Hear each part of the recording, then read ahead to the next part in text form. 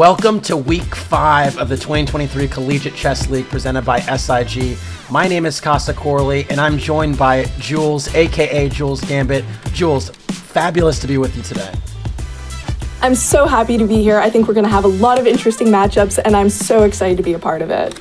Yeah, we basically have the best collegiate chess teams in America competing in a league all in one, and we're going to take a look at the standings here for Week 5 and see how the season has unfolded so far. So it's been a pretty interesting dynamic thus far.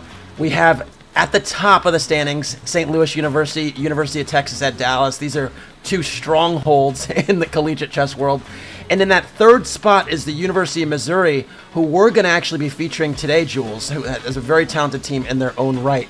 And the top 6 teams advance to the playoffs. So you see Yale there. Our other team in our featured matchup today is actually just holding on to that last spot, Jules. Yeah, they're definitely going to need to pull off a win. They're going to need to have an amazing showing if they want to be going to the finals, right? No question about it. And that actually brings us to our first match of the day. I was kind of teasing it a little bit. It's University of Missouri, it's Yale, and it is going to be our premier matchup. The other matchups going on, we have UVA versus Columbia, University of Texas Rio Grande Valley against St. Louis University, UChicago versus UTD. And yeah, it's going to be a full-throated competition today with the best playing the best. These are a lot of big-time institutions. And so let's take a look at the board assignments for Missouri and Yale. And the first thing you notice just looking at that left side of the ledger, Jules, is what? Well, absolutely. Look at all of these GMs. When you have a GM on board 3, you know it's going to be a tough match. That must be some nightmare fuel for Yale. Yeah, this looks like Murderer's Row to me. It just got really, really real, and it's barely past noon for me. I know you're on the West Coast, so if you're on the West Coast, it's like, whoa, there's 3 GMs, and I've just woken up. But yeah, Yale's going to have their work cut out for them today, and it's going to start with Nicolas Checa, who's going to really have to, pull his weight and kind of inspire confidence to his other teammates, Jules. Oh, absolutely. But we've seen some strong performances from him in the past, so I think he's capable. Yeah, so the format is still, I think, somewhat green to some folks, so I feel like we got to definitely give people a little taste or understanding of how this works. And I think we're going to cue that up just momentarily. Essentially, the way this works is it's team chess. So it's 4-on-4. It's a first to 8.5. And essentially, that dynamic means that, it's not just about any individual board. It's about folks basically pulling together to get to that score. And we were actually speaking off camera, Jules, that you actually had some experience in the CCL. So tell us a little bit about what that team format actually means. Well, you definitely have to work with your team, but what we're going to be seeing here today is we're going to have a lot of different rating matchups, and you just really need to pull your weight for your team. I know that my team's pulled their weight in the past, so let's see how they follow through. Yeah, definitely. I think one of the things about playing with the team is it's actually, it's more than just yourself. So often you're just playing on your own. It's very individualized, but it's more than just yourself here, and it really is a cool thing to kind of work toward a common goal with others. Should also mention it's a 5+2 time control, so it's a little bit longer than some of the blitz games that people play on the site, but there is that increment dynamic, and I think it definitely is a fair weather friend, Jules. What do you think about that increment? I think the increment is going to favor some upsets if we want to see it. It definitely also depends what these players are used to playing. If we have people who are used to playing 3 minutes or some bullet degens, not to call anyone out, they're going to have to really take their time to avoid making blunders, because any blunder will be capitalized on with that increment. Yeah, no question about it. So anyway, we're in this bird's eye view here, and we're actually going to look at multiple games, and we're going to start at board 2.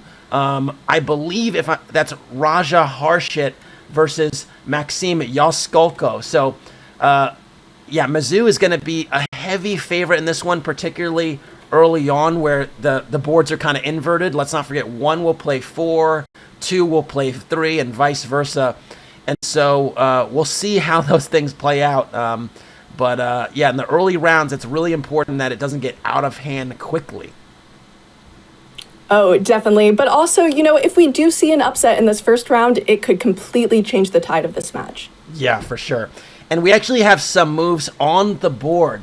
We're actually going to start with Antipov versus Donman instead. And say Antipov is playing... the moves are coming hot and heavy. So it's a Queen's Gambit. It was a MIZZOU that turned into a Queen's Gambit declined. Black is already castled, and White is maybe revving up to this B3 move. I would have moved the bishop on F1 instead and developed. But I think basically the point was that after D takes C4... That's a bad arrow. Another weird arrow. Hold on. There we go. After D takes C4, you want to recapture with the pawn in the center with B takes C4. So, but yeah, these moves are coming hot and heavy, so I think we just got to watch, Jules. Oh, absolutely. And we're going to see from the board 4 here at Yale, they're really not going to want to make a mistake. So we'll see if they end up playing passively or if they end up playing aggressively. Yeah, so there's a little bit of a tactic here. Now, knight takes E5 is a massive threat. This knight hitting the one on E5 is very dangerous. So recapture with the knight, and now C5. And C takes D4 is a threat, kind of isolating White's pawn after E takes D4. So that's why Donman takes. But now these knights on C5 and F6 are doing a great job of controlling the E4 square. And so I already like Black's position. Yeah, look at this monster bishop on this diagonal. It's going to end up being a little bit uncomfortable for White here. Yeah, and also this D3 square potentially as well is nasty. But A6... both sides are playing really quickly, and again, it is a blitz game, but there's 2-minute increments, so there is time to pause and kind of take a breath, but we're not seeing that just yet. Black's definitely for choice. The knights are a little bit better. The bishops, as you mentioned before, is on an excellent diagonal, and yeah, that's kind of the story thus far. So Donman is taking the first think of the game, and yeah. Sorry, go for it there. No, maybe they've been watching some previous CCL matches where we've had a lot of time trouble, and time trouble has decided previously won matches. It's made previously won matches draws. It's lost games, so maybe they've been watching. How do you feel about this queen trade, Jules? To trade or not to trade? I feel like the trade is going to favor Black here, who just has, a much better position. I'm actually inclined to agree with you, even though it was given a question mark. And the reason for that is because Black has a little bit more space on the queen side. Wow, these arrows today are mystifying to me. But Black has a little bit more space on the queen side. The knights on C5 and F6 are also doing a great job influencing the center. And it just seems like Black has a little bit more coordination. One of the things I always point out is if the rooks are connected, usually that's usually a really good sign. So Black's rooks are connected, White's aren't. And I think that's why the X is being given here, because why trade rooks when your rooks are connected? No, absolutely. I think this is heavily gonna lean in Black's favor. It's very bold to queen trade against a GM. Yeah, no, for sure. So F3, trying to cover the E4 square. That's the dynamic there. B4 now kicking this knight. Definitely some questions being asked. This knight on C1, on C3. I said C1 because maybe a Freudian slip. I think it should go back to B1, and that's what happens. B1, yes. So. And look at this knight here on this outpost. Yeah, dangerous stuff. E3 is hanging too. We got to watch out there. So. Kind of one-way traffic thus far. Okay, defending. Kind of one-way traffic thus far, but still in the balance. Bishop F2 does defend E3, and yeah, it's a tricky one. I think Donman is hanging in there, Jules. I think so, but this is just a difficult position to play as White, and we'll see as time goes down if they end up making blunders, because both players are playing so quickly here. Yeah, I think the other games are in the balance right now, so we're not going to switch there just yet, but I am taking a little bit of a gander at the bird's eye and seeing if anything changes in a major way. Actually, hold on. Can we actually take a look at Raja's game, Raja versus Maxime, because Maxime is another kind of heavy-ish underdog, and I think he's actually kind of putting Raja under some pressure there. So maybe we could shift gears to that one. As you can see in the upper right-hand corner in the bird's eye now in this position here, White is actually doing great. White is castled here. White's closer to having their rooks connected. Again, the rooks being connected is a really good sign of who's better and why. There's also the bishop pair. Bishops are better than knights in most situations. I know, folks, sometimes it can be a little bit controversial. I like White here, and this might be the first upset we're talking about, Jules. No, this looks like a great position here. I really think that Maxim's bringing his A game. As you said, the bishop pair looks fantastic. Space. It's just not a very comfortable position for Black. Yeah. And I think the question for Maxime right now is, do you actually try to save your bishop? Because queen takes d4 is actually a huge blunder.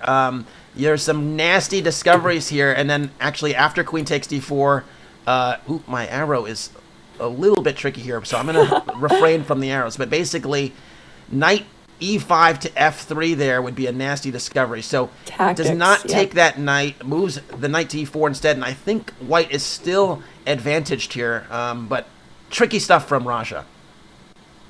No, absolutely. So you wouldn't try to save this bishop? I thought about it, but the question was, where do you put the bishop? It seemed like every square was kind of under fire. The knight on e5 was covering c4 and g4 and f3 and d3. I mean, there was almost like an octopus dynamic here with all those tentacles, and so there was no place the bishop could really be saved. I think the point is Maxim's thinking, well, if you take my bishop, I recapture the queen, and then my rooks are connected, or at least that's how I'm thinking about it, but that's the dynamic. No, absolutely. And we do see knight e4. We do see knight e4 here. Yeah, a lot of nasty threats there. Where do you want to go with that knight next, Jules? Oh, and we have rook c8. Rook c8 here.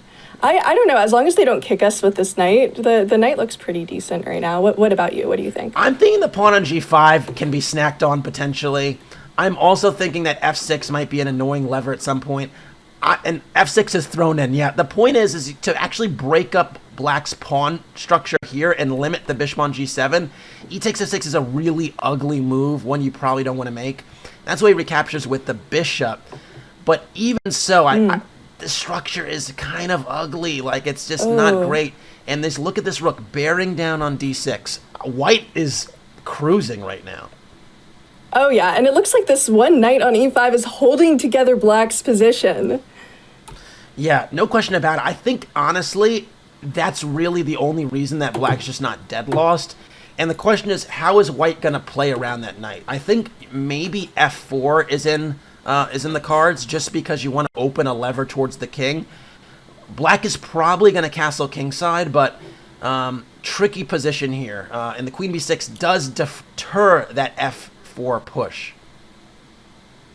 No, absolutely. But that f4 push is going to be coming. Maybe once White prepares a little bit. Yeah, how would you prepare? What are you thinking there? I think I would definitely just, make this b pawn a little bit more solid. I like the b3 idea here. Yeah, no, b3 definitely protecting the b2 pawn makes a lot of sense. Yeah, and it's played. Yeah, and I guess the question here is, if you really do want to play f4, do you go king h1 and nudge it to the side? Or do you try to block the queen's diagonal? Do you try to block the queen? My arrows today are mystifying. But do you try to block the queen's diagonal in some way? I'm not quite sure. I mean, you could try to play rook d4 at some point. I think king h1 is ultimately going to happen. Yeah. And try and force through f4 that way. Maxime's also up almost a minute on the clock. I think you want to keep that time advantage. Oh, yeah, and no matter what the engine says, this is just so much of a more comfortable position to play for White, although we could see the lead slipping. It just depends. Yeah, and we're going to stick on this game, but I just want to point out, Antipov actually has won in that game we start out with Damen. So you were actually totally right when you said it was an unpleasant endgame. Trading the queens maybe played into the GM's hands. It was prophetic words, Jules. Oh, yeah, absolutely. But, that's an expected result. We only need one or two upsets from YALE to see a shift in tide. So it's still anybody's match. Yeah. So I do think this is the most relevant game because Maxime here has the best position, I would say, of any of the underdogs for YALE in this particular round. And so let's stick on this one. Black has castle, and I think Raja has stemmed the tide just a little bit, just because this rook being on c3 entrenched does mean there could be potentially some doubling against the c2 pawn. It is a little unpleasant. This rook d2 moves a little passive. Whenever I see split rooks, Jules, I cringe a little bit, because usually it means there's some tactical liabilities. And yeah, I think White's still in the driver's seat, but Black's recovering.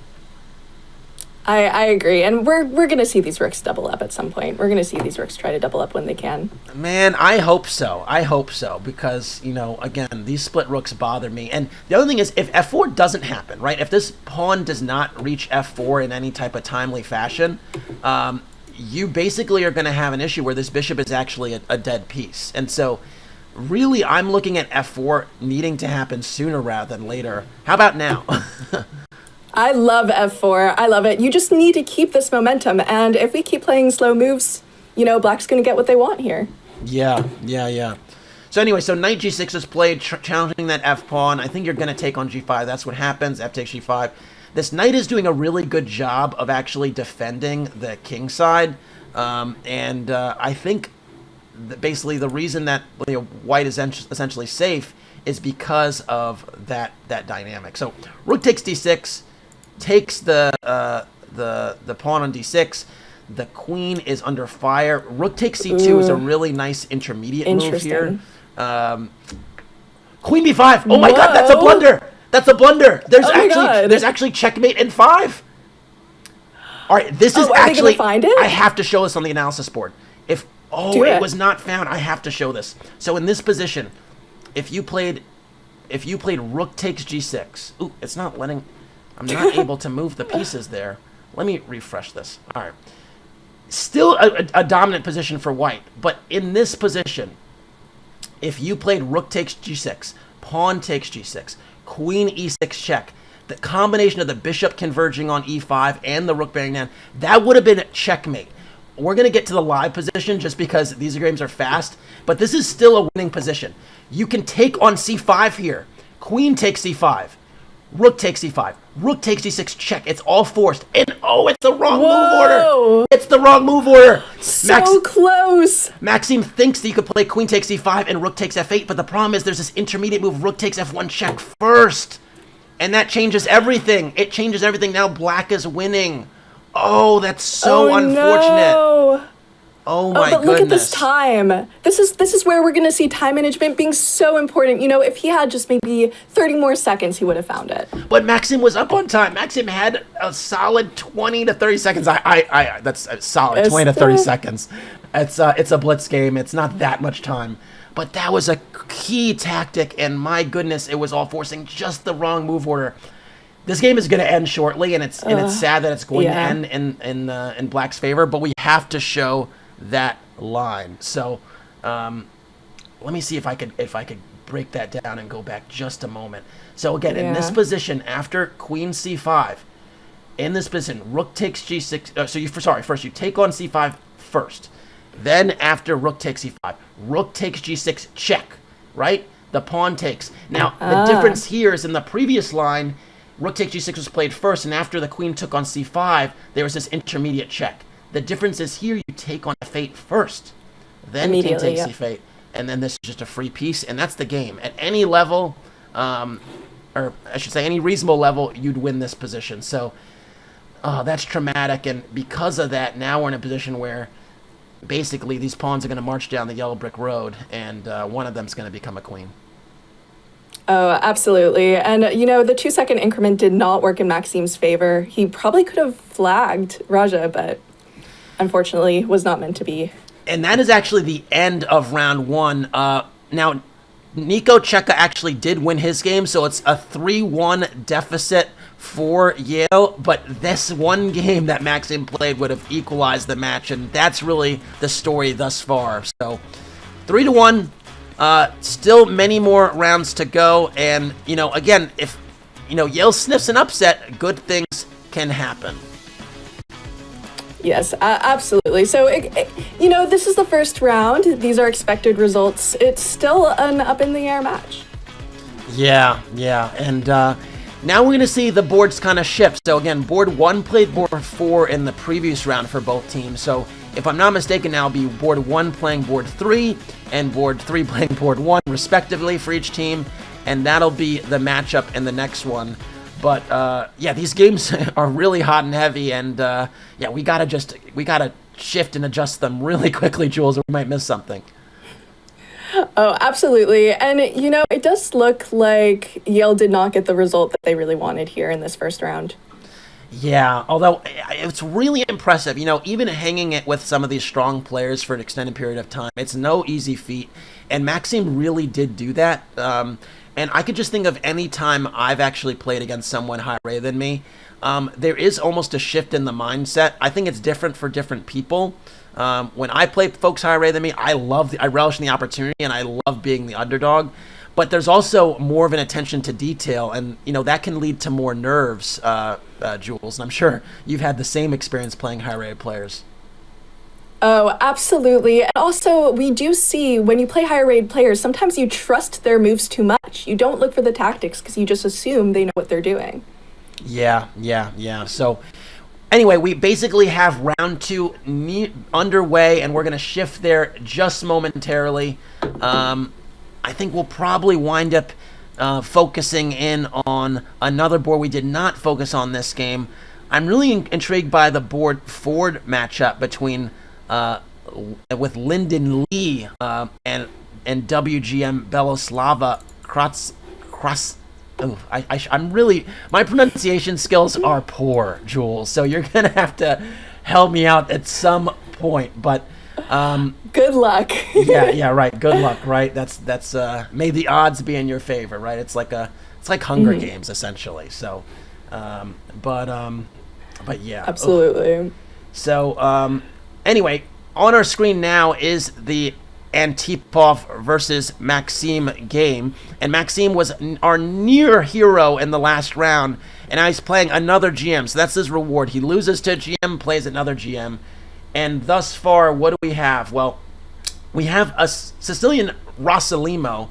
I'm going to go back just for a second here. Bishop b5 it characterized the Rossolimo. It's an idea where essentially you don't play d4 and you play a more kind of positional, protracted affair. And anyway, we get to our current position. No time to spend to talk about the opening for too long. But white is better here. White has more space in the center. White's a little bit closer to connecting your rooks. I'm going to say that over and over today, Jules. And I think rooks. That's the dynamic here. It's basically a tug of war between the bishop pair and the lead in development. And it's kind of a matter of taste. What do you typically prefer? Space or lead in development or bishop pair? Definitely space. You know, especially in these fast blitz matches, space can make the difference. You want the momentum. Yeah, I feel you. I'm a little bit biased towards the bishop pair sometimes, but honestly, if we were just to look at this position, space is winning the day because essentially the bishop pair is actually neutralized here. White can actually take on g7, and then that's done with. The rooks are connected first. Again, that's a huge indicator of who's better and why. And this knight on c3, wisely not defending the b2 pawn because this knight wants to migrate to g5. Once on g5, you already have some checkmating ideas against that pawn h7, and so this is a very, very venomous idea. And you see Antipov there, you know, taking a sip of his slushy or a smoothie or whatever because he knows he's in the driver's seat. Oh yeah, and Maxime looks a little bit nervous here, but he's been playing really well. I still think this is an open position. Anything can happen. Yeah, so we'll see. Maxime is thinking head and hands, fully focused, and we'll see what happens in the next few moves. Absolutely. So would you take on b2 or no? I would not. I think it's a poisonous pawn. There's so many openings actually where taking on b2 is poison. Essentially, it's like rat poison or something. It's really bad. And so here you just basically after queen takes b2 give momentum to white, where there'd be like knight e4 and then knight hops. f6 is a really artificial way to cover the g5 square. That's basically why it was played. The problem is again, these rooks aren't connected, and you start to see holes in black's position. I affectionately call some of these holes Swiss cheese because they just can't be covered. And, you know, they can be snacked on by white.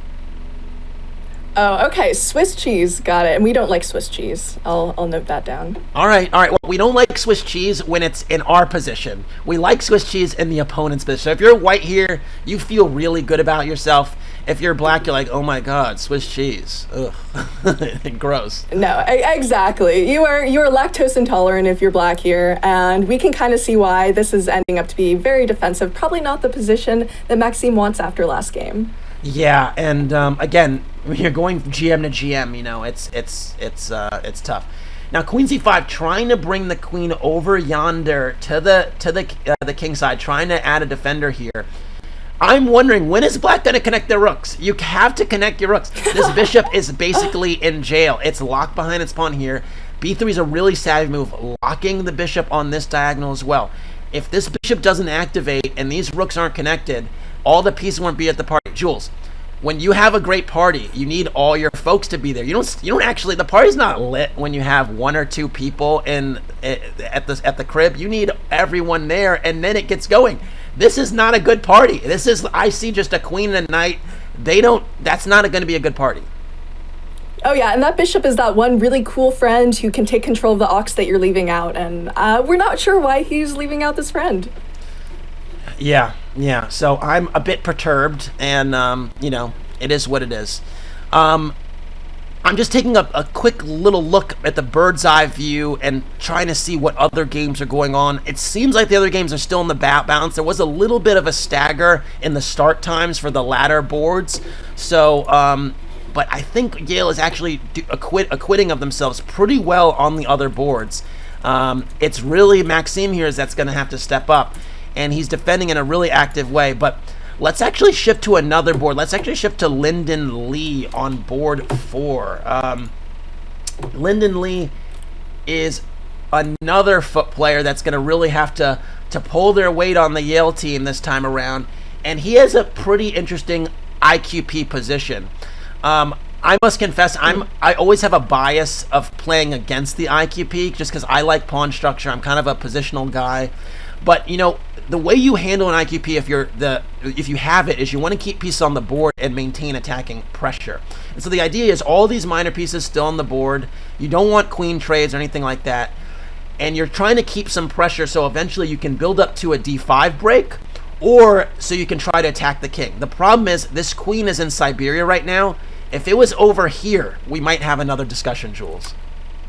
Oh yeah, the queen in a4, that d-pawn blocking it, and really that d-pawn can't really go anywhere, so this doesn't look very comfortable. Yeah, it's tough sledding, and you see basically Belaslava doing essentially what you do when you play against the IQP. You try to trade some pieces, and that's why Lyndon actually had a very well-timed d5 break here, basically liberating that IQP. And now actually Lyndon's going to be slightly better in this ensuing position, because if the bishops get traded, this knight will hop to d5, be really active, and this knight is on the rim. So what do they say? Knights on the rim are dim? Are dim, yeah.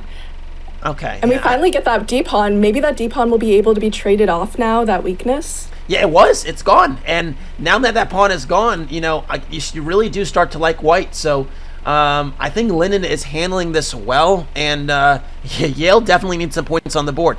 In the meantime, I just going to mention Jan Dahmen, who lost in the last round against Antipov from Yale, actually drew Raja Harshit, which is a bit of an upset. So that's an excellent result for Yale. And if Lyndon can put in some work here and pose some more problems, we might have something at knight d5.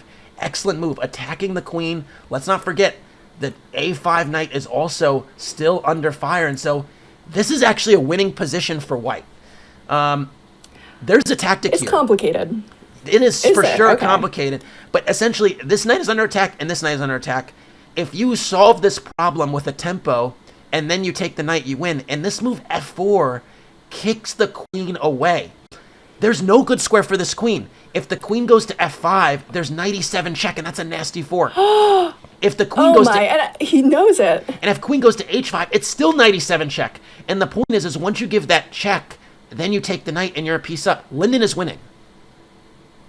And it looks like he's gonna see it. This is amazing. I think Yale is on their game today. Like they got their Gatorade. They have a pep talk. They're doing great. Now, I will say on the other board, Antipov is actually beating Maxime, so he's looking like he's winning. But Nico's actually winning in his game as well. So this game we're going to focus on. If Linden wins this game, they're going to win this little mini match in round 2, and they're going to crawl a little bit closer, which is huge. So now this is a really tricky moment. Do not take the knight first. It's a huge mistake. I'm going to show why. If you take the knight on a5, there's this nasty queen c5 check, and basically that knight gets picked off because f4 is played. So what's the difference? You take on d8 first. Really not obvious at all. Once you take on d8, the rook recaptures. There's still no queen c5 check because the b-pawn is covering. And you have to make a move, honestly, that would be a spectacular find. I actually don't think this will be found. To be honest, I'm a little bit worried. The move would be queen c2.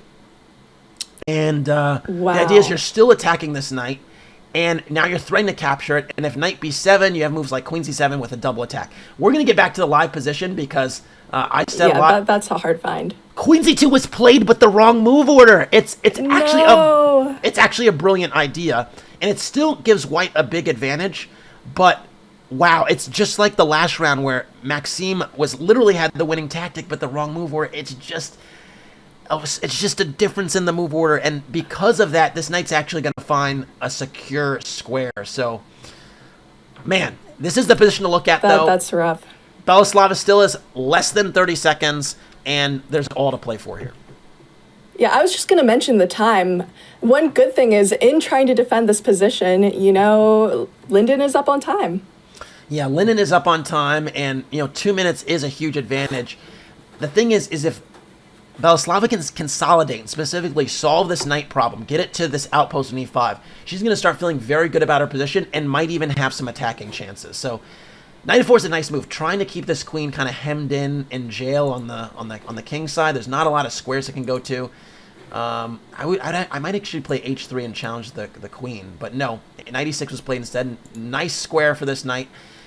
Pressure on. 15 seconds left for Belaslava. Rook f4, hitting that queen again. Doing a really good job of keeping the queen kind of boxed in. Trying to keep the momentum, waste opponent's time. I think he's doing the right thing here. Yeah. And, I might seem like we're sounding a little bit biased here, wanting to see Yale win this one. But essentially, I want to see close matches. And so I think it's just such a big deal for Yale to stick around early. And I should say, if this game does end in White's favor, this is not really an upset because Linden is the high-rated player on this particular board. But Rook c8, and now there's back rank problems for Black. If Rook takes g8, Queen c8, and Queen f8 mate was a problem, so Queen f7 is played, and this is still winning. Rook c7. Okay, trying to take this pawn on a5. A little bit greedy. I would go Rook c8 back. Do not take the pawn on a7. This queen and knight will get way too active, threatening checkmating ideas. Oh, I see. Okay, this is so interesting. This is really interesting. But yeah, I agree that we really want a close matchup here. And, there are 3 GMs on Yale's team. Not on Yale's team. Yeah. Yeah, no, 3 GMs on Mizzou's team, and yeah, yes. it honestly makes me kind of, shocked and disturbed and a little concerned for Yale. So g6 is a really good move. Basically trying to open up this rook, and so it's actually an attacker as well as a defender. Really, Belaslava has been defending incredibly well on basically less than 20 seconds now for the last 5 to 10 moves. And it's a tough decision because if you take, you open up the line. If you don't, you open up the line. So, Linden's under 1 minute.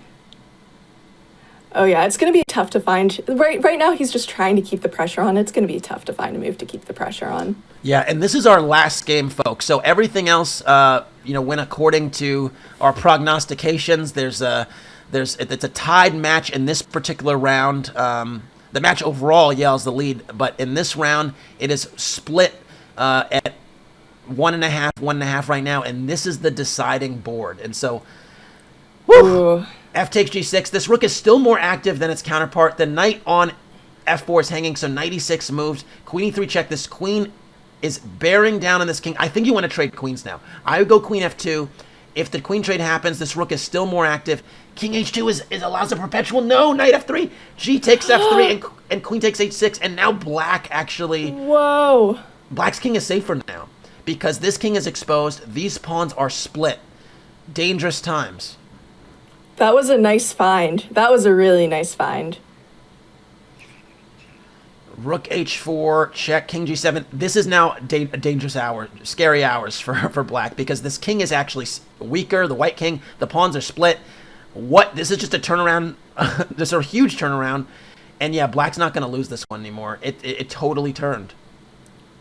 Oh, and the time is evening out too. We don't even have a huge time advantage on Yale's side anymore. Yeah, crazy. Now, if I'm white here, I want to go h4. I want to actually take a little bit of space and prevent g5. I think g5 will be played in short order. f4. Okay, stopping g5. b5. Play b5. All right, pressure back on black. Black's rook is much more passive than white's rook, and now white is actually... White's winning again. Oh, whoa. Don't trade the pawn. If you bring this king in, it is over. This rook is stuck. It's stuck guarding the 7th rank. Bring the king in, or play a4. That endgame technique is really looking amazing right now. Someone's been reading their Dvoretsky. Incredibly so. And now it's time to come in. Rook e6, cash in. You can take the pawn on f6. It is a winning position. And the time now is becoming an issue. Now rook takes b6. Do not do that because rook h6 check. What? Rook h6 is a check. Oh my goodness. a4. Rook takes b6 is fine. This king now needs to support the pawn. Do you think he can do it? What's your predictions here? You're going to walk the king to f8. You're going to walk the king to f8. It's called the Lucena position. Folks, you can Google this. You can also throw an f7 check now and rook a7. That also works. And Lyndon did it. He won. Yale won round 2, 2.5, 1.5. Amazing. And this match just got a little bit closer. Incredible. Incredible game by Lyndon. Incredible defense by Belislav. We got to give her a ton of credit. On no time. Wow, I don't even know what to say. So we're back now with our scores. It's 4.5, 3.5. Yale has narrowed that gap. Again, we're first to 8.5. And incredible performance thus far by Nicolas Checa, who is 2-0, and incredible performance by Lyndon Lee, who again is keeping it close. And a special shout out to Maxim as well, because he was so close to winning his round 1 game against Harshit Raja. But yeah, incredible match so far, Jules. Oh, it's been super interesting, and we're seeing just everyone's playing so strong right now. I think we're definitely in for an interesting match. Yeah, no question about it. And yeah, it's just remarkable. So, well, the Chess.com College Ambassador Program is back. If you're a college student who wants to help grow chess on your college campus, join the team and get the backing of Chess.com at your school. Benefits include diamond memberships, exclusive Chess.com merch, career opportunities, and even meeting chess celebrities. For all the details, use !CAP in the chat. If you're a subscriber, stay tuned to some positional play techniques from Peter Hein and Nelson. We've got more CCL action right after the break.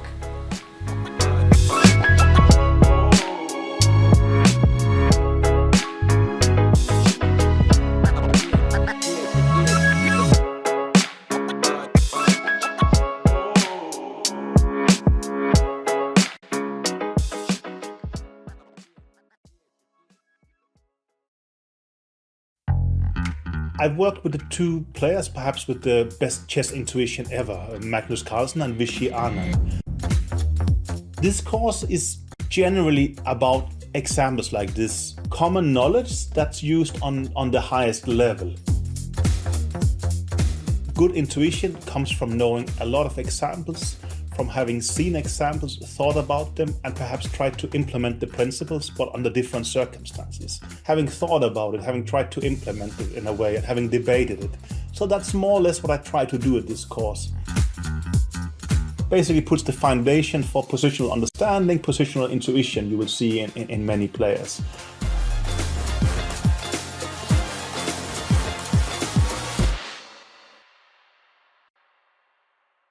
Interested in becoming a chess streamer like your favorite creators, such as Hikaru, Gotham Chess, and the Botan sisters? Come on. Look at this. Woo! The Chess.com community streamer program is growing every day. Whether you're just getting started with streaming or already established and looking to expand your audience, you can now connect your account to Chess.com and have your stream promoted on the game's largest platform. Simply link your account at chess.com/settings/connected accounts, set your category to chess on Twitch, and start streaming. You'll get an ad-free experience on chess.com. You will pop up on our list of live streamers. Your chess.com profile will feature your Twitch stream, and your stream will be linked to your games on our Play server. Type Command Community Streamer in chat and start growing your stream today.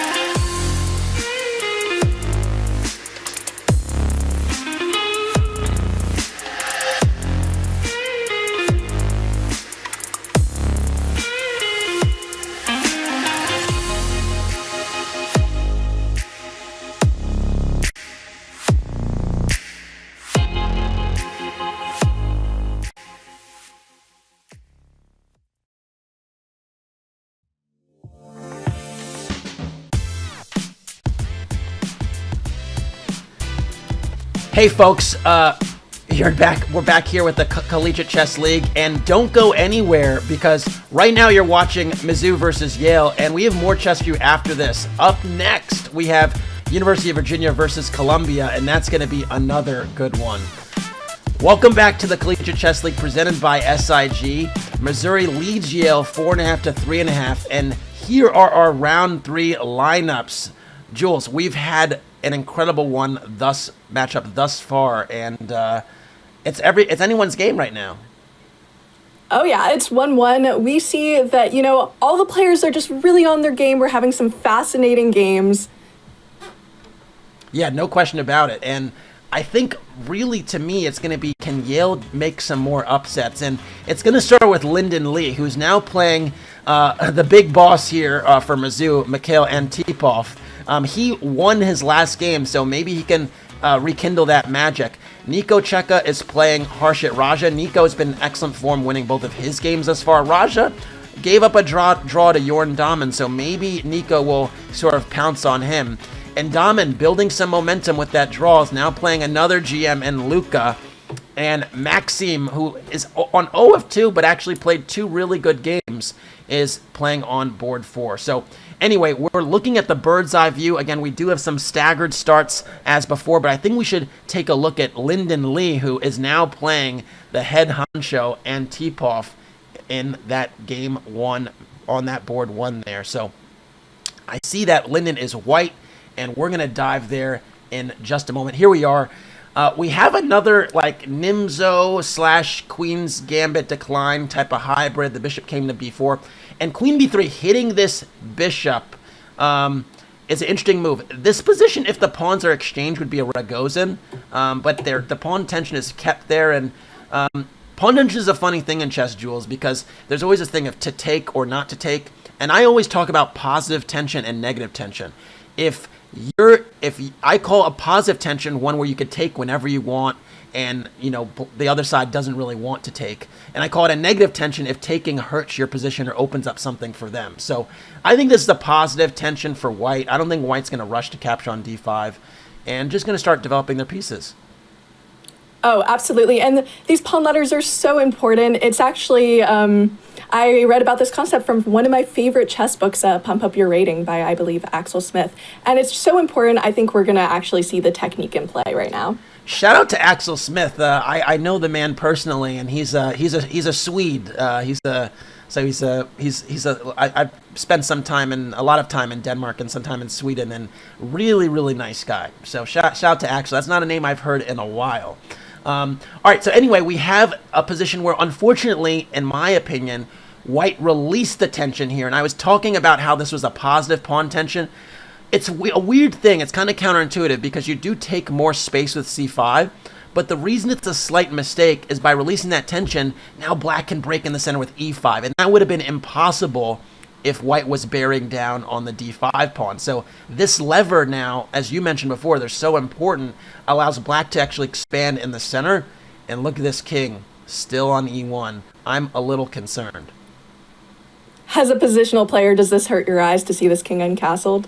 It does, but it's more so the fact that now this pawn in c5 is like a lone warrior. It's not going to be connected. The d pawn is gone. The b pawn is not going to, be ushered up to b4. And you already see a cavalcade of black pieces hitting that c5 pawn. So queen c2 is forced to defend that one. And, white's going to hope they can bring their bishop out and castle in short order. But that's 2 moves to go, and it's black to move here. And I'm concerned. So rook e was not the most precise way, and now white is actually going to castle in time. I think there was opportunity maybe to play queen h4, look at f2, or bring this knight to f6 and maybe bring the bishop out. I think white's going to get away with their little delayed handoff there to castling. And the benefit now is that if white does castle, these pawns on c5 and e3, they're controlling dark squares, and there's a light squared bishop. A lot of times you want your bishop to complement your pawns, and so you want them on the opposite color as your bishop. So you see the pawns on dark, bishop on light. For black, it's pawns on light, bishop on light, not the same complement. So we would say this is more like brie cheese than Swiss cheese right now, a lack of holes. I'll take that. I'll allow it. I feel that. That's a very fair statement. Very fair statement. So learning. Hey, yeah, this is we're gonna grow together over the course of this broadcast, and I appreciate that. So Linden's also up a minute and a half on the clock, and that's also kind of a sign in a way that Antipov's not thrilled with his position. G2 is attacked. You pretty much need to castle here. There's just no rhyme or reason. I don't know why Linden is thinking connect those rooks and castle. And look, again, the side that connects the rooks first is usually the side that's advantaged. And it's, again, why the bar is where it is here. White is better. The rooks are connected. Those are great things. Well, we're finally getting our connected rooks. And this move b4, I hate it. And I'm being a little bit harsh here. The funny thing is black's rooks aren't connected, but by playing b4, you basically develop black's rook along the a file without even moving. And so now black is not being punished as much, and this rook is a real active piece without moving now. And so this is the kind of scary hours to me, because basically g6 demonstrated or invited a really scary plan, which is to play h5. And the point is you're going to go g6 and then h5, h4, and you're just going to try and tickle this king. And if white has to play h3 or g3 or push any of these pawns around the king side, don't forget this bishop, which also hasn't developed yet, is bearing down on this diagonal, and there could be some nasty tactics here. So h4 is going to happen in short order. It, yeah. And I'm a little concerned for white now. Yeah, and this is such an instructive game about these pawn ladders. Like this is the best game for that. Wow, and look at this. Black just sacrificed in exchange and is getting a pawn for it, but Actually, he's going to get more. Bishop h3 now. Remember we said that bishop bearing down on the... Whoa. That's a checkmate threat. If you play g3, you lose the exchange, and black is winning because they're getting their exchange back. You have to. You have to give it up, and black's going to be up a pawn or more after all these exchanges happen. c5 is an excellent intermediate move, not rushing to take the rook because you can hit the knight first. And it's funny here, you might say, well, what about knight f3 hitting the queen? Still bishop takes f1 because the queen on d3 is hanging. This is a tough position. I think this is where we see the difference between GMs and untitled players, is in these quick tactics. But Linden is no slouch in his own right. So, also, by the way, I'm just noticing knight f3. You don't even have to take here, which would be winning. You can go queen f6. You attack the knight like this. You still are attacking the rook. And it's just, some people say more money, more problems. More hanging pieces, more problems. And there's just too much. There's just too many things hanging. Too much of a lack of coordination. And Tipov is in the driver's seat, and it turned around so quickly based on those pawn levers that you mentioned before.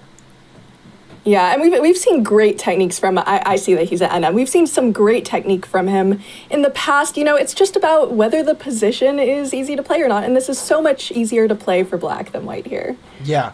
Now, I'm just going to go back because the game isn't over yet, but I do want to just take us back for a second to talk about those levers. So the first one was here, this pawn tension here with c4 and d5.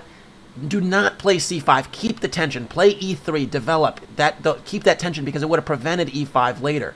You saw a few moves later after e3, e5, and this is all because the pawn is on c5 and not c4. So that was the first thing. The second thing was this b4 move. It literally opened up the rook on the a file, and it allowed the rook takes a4 sack later. And the last thing was this h5, h4 business, which basically put a scare into white enough that ultimately there were tactics there later with bishop h3.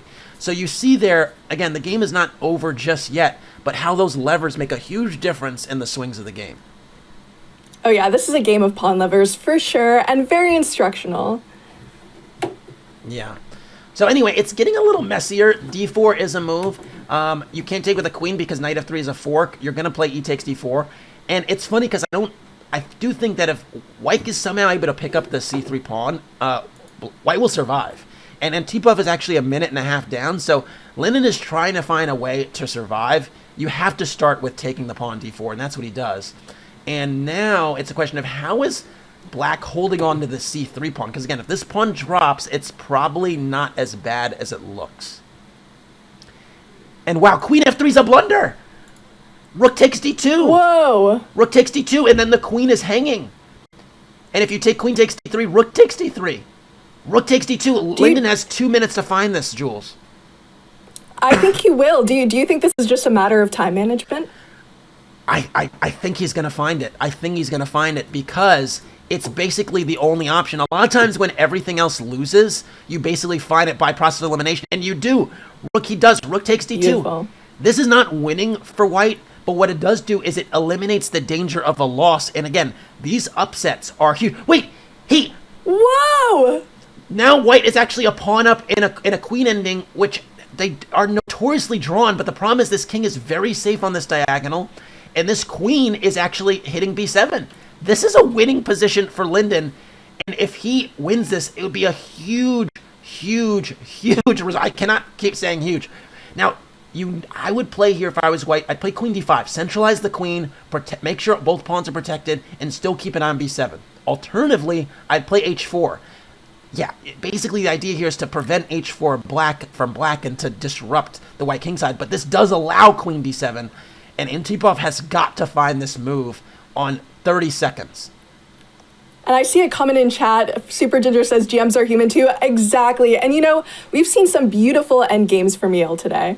No question about it. And it's not over, so we don't want to speak too soon, but queen e7 attacks b5 and d4. Which pawn is more valuable, Jules? Which one do you like more?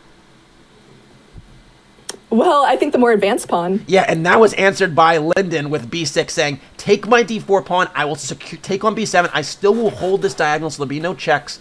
And this is just a matter of technique. Now, the question is, how do you improve? You push this d-pawn. You maybe bring your king in a little bit closer, although then that allows for some checks. I don't like this king h2 move because f2 will be hanging in some situation. Queen c8, queen b5, centralize that queen. Look at the b7 pawn. I don't like queen e5.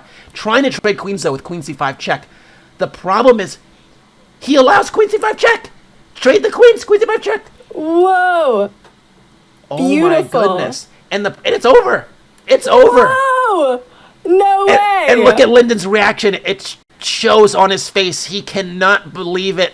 Well, he can believe it because he's won, but he is thrilled. This now has totally changed the tide of the match. Now it's definitely anybody's match, and I actually think this puts the pressure on, it just puts the pressure on the rest of the team here. Yeah, and if we look at the bird's eye here, Nico also won his game. Luca from MIZZOU also won. So Yale is a 2-1 lead, and we have our last game going. So we're going to shift there to Maxim with the black pieces against Belislava with white. We're going to shift to that game very momentarily. And in that game, it's a total mess. My goodness, I have literally no idea what's going on because they're the central pawns.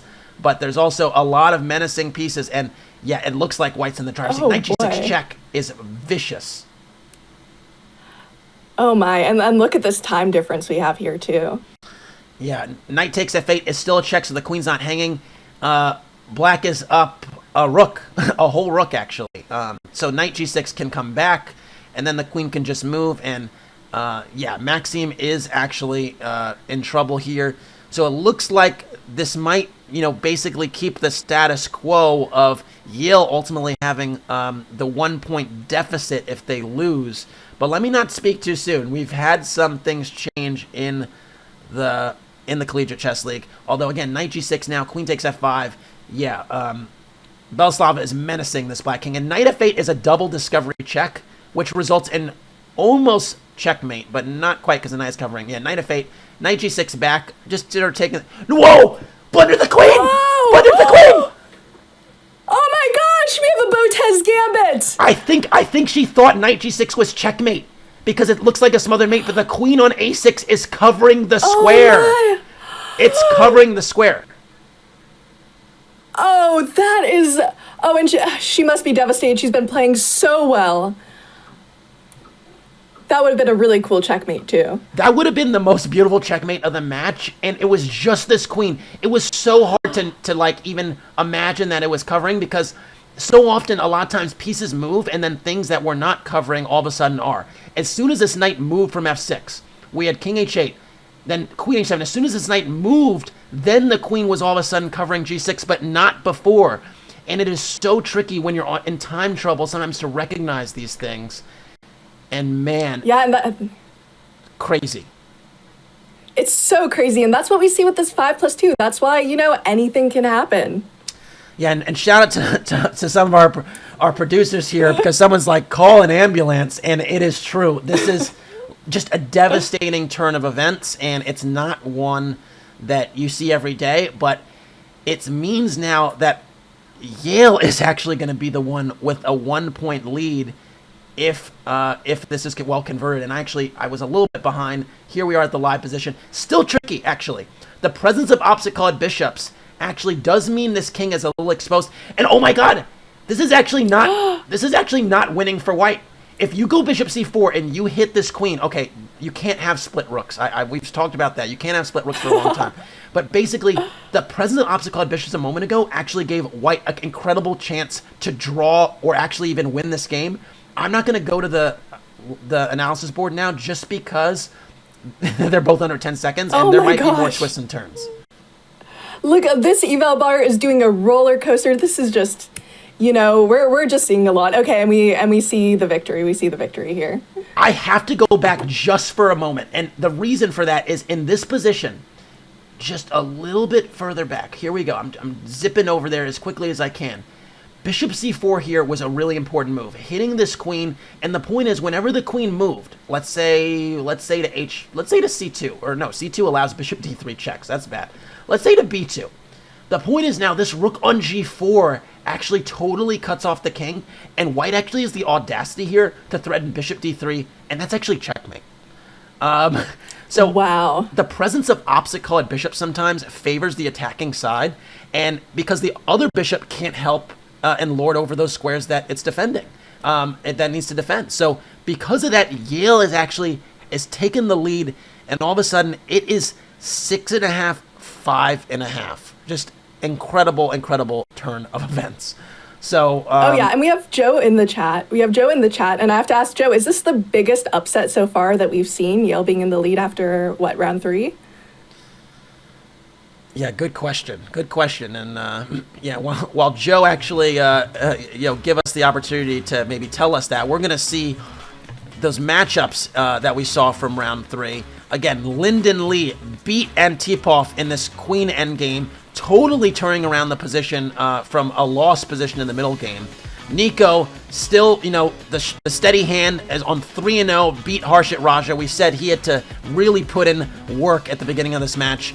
Yorn lost his game against Luka. Luka's been a pretty steady hand. And Maxime, the swindle of the match. Belislava was a few moves away from checkmating. Unfortunately, she went for the beauty prize, and there was a nasty surprise for her.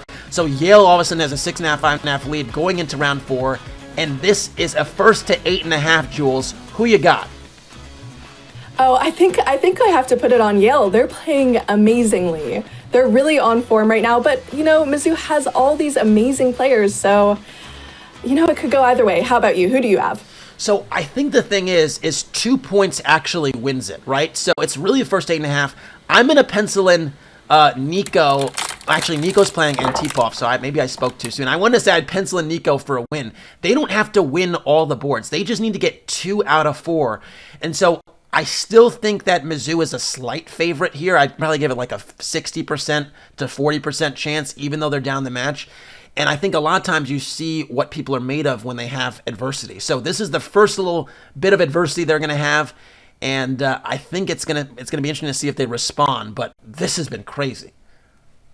Oh, absolutely. And this is a definite ride or die moment. This is a moment where, MIZZOU's going to have to show us what they're made of. Yeah, and our first game, as you can see in the bird's eye view, is off from, let's recall, there is a bit of a stagger, and we have a Terrace French there.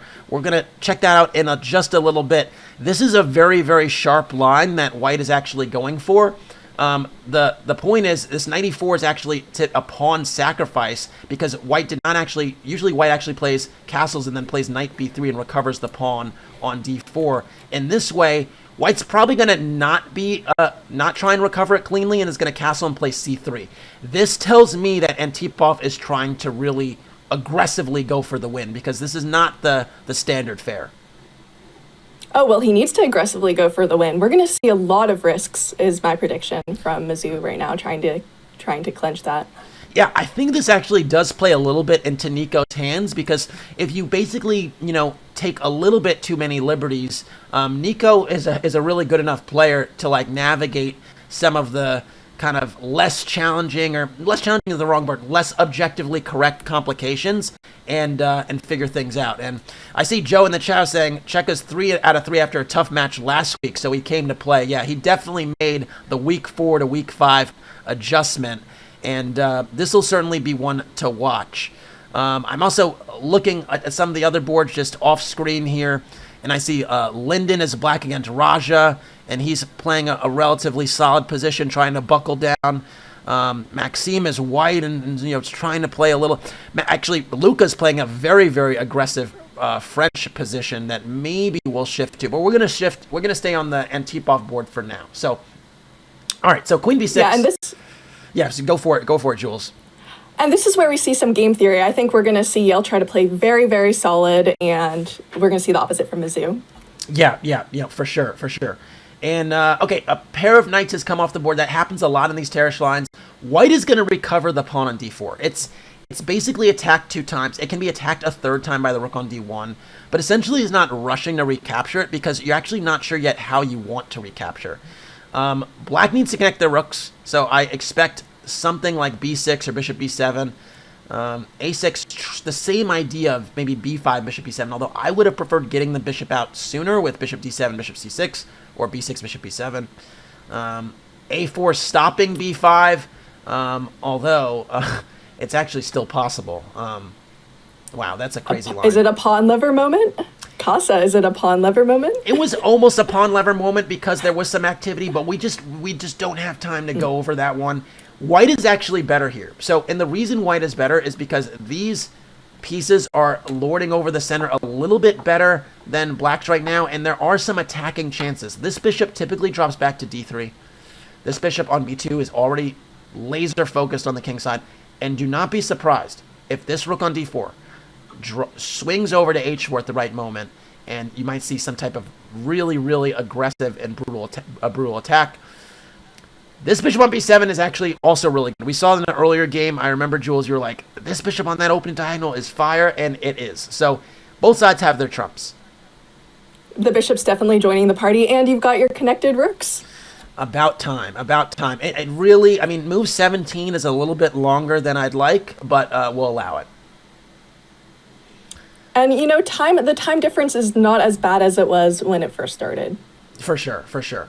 Now, knight e5, I will say, the eval bar dropped slightly, but it's a dangerous move. And knight takes f7 is a really typical tactic here. I'm going to go back just one move because it's still possible, but the point is that with knight e5 here, after knight e5, there's knight takes f7 and bishop takes e6 or queen takes e6 sometimes, and you basically get two pawns and a rook for the minor pieces.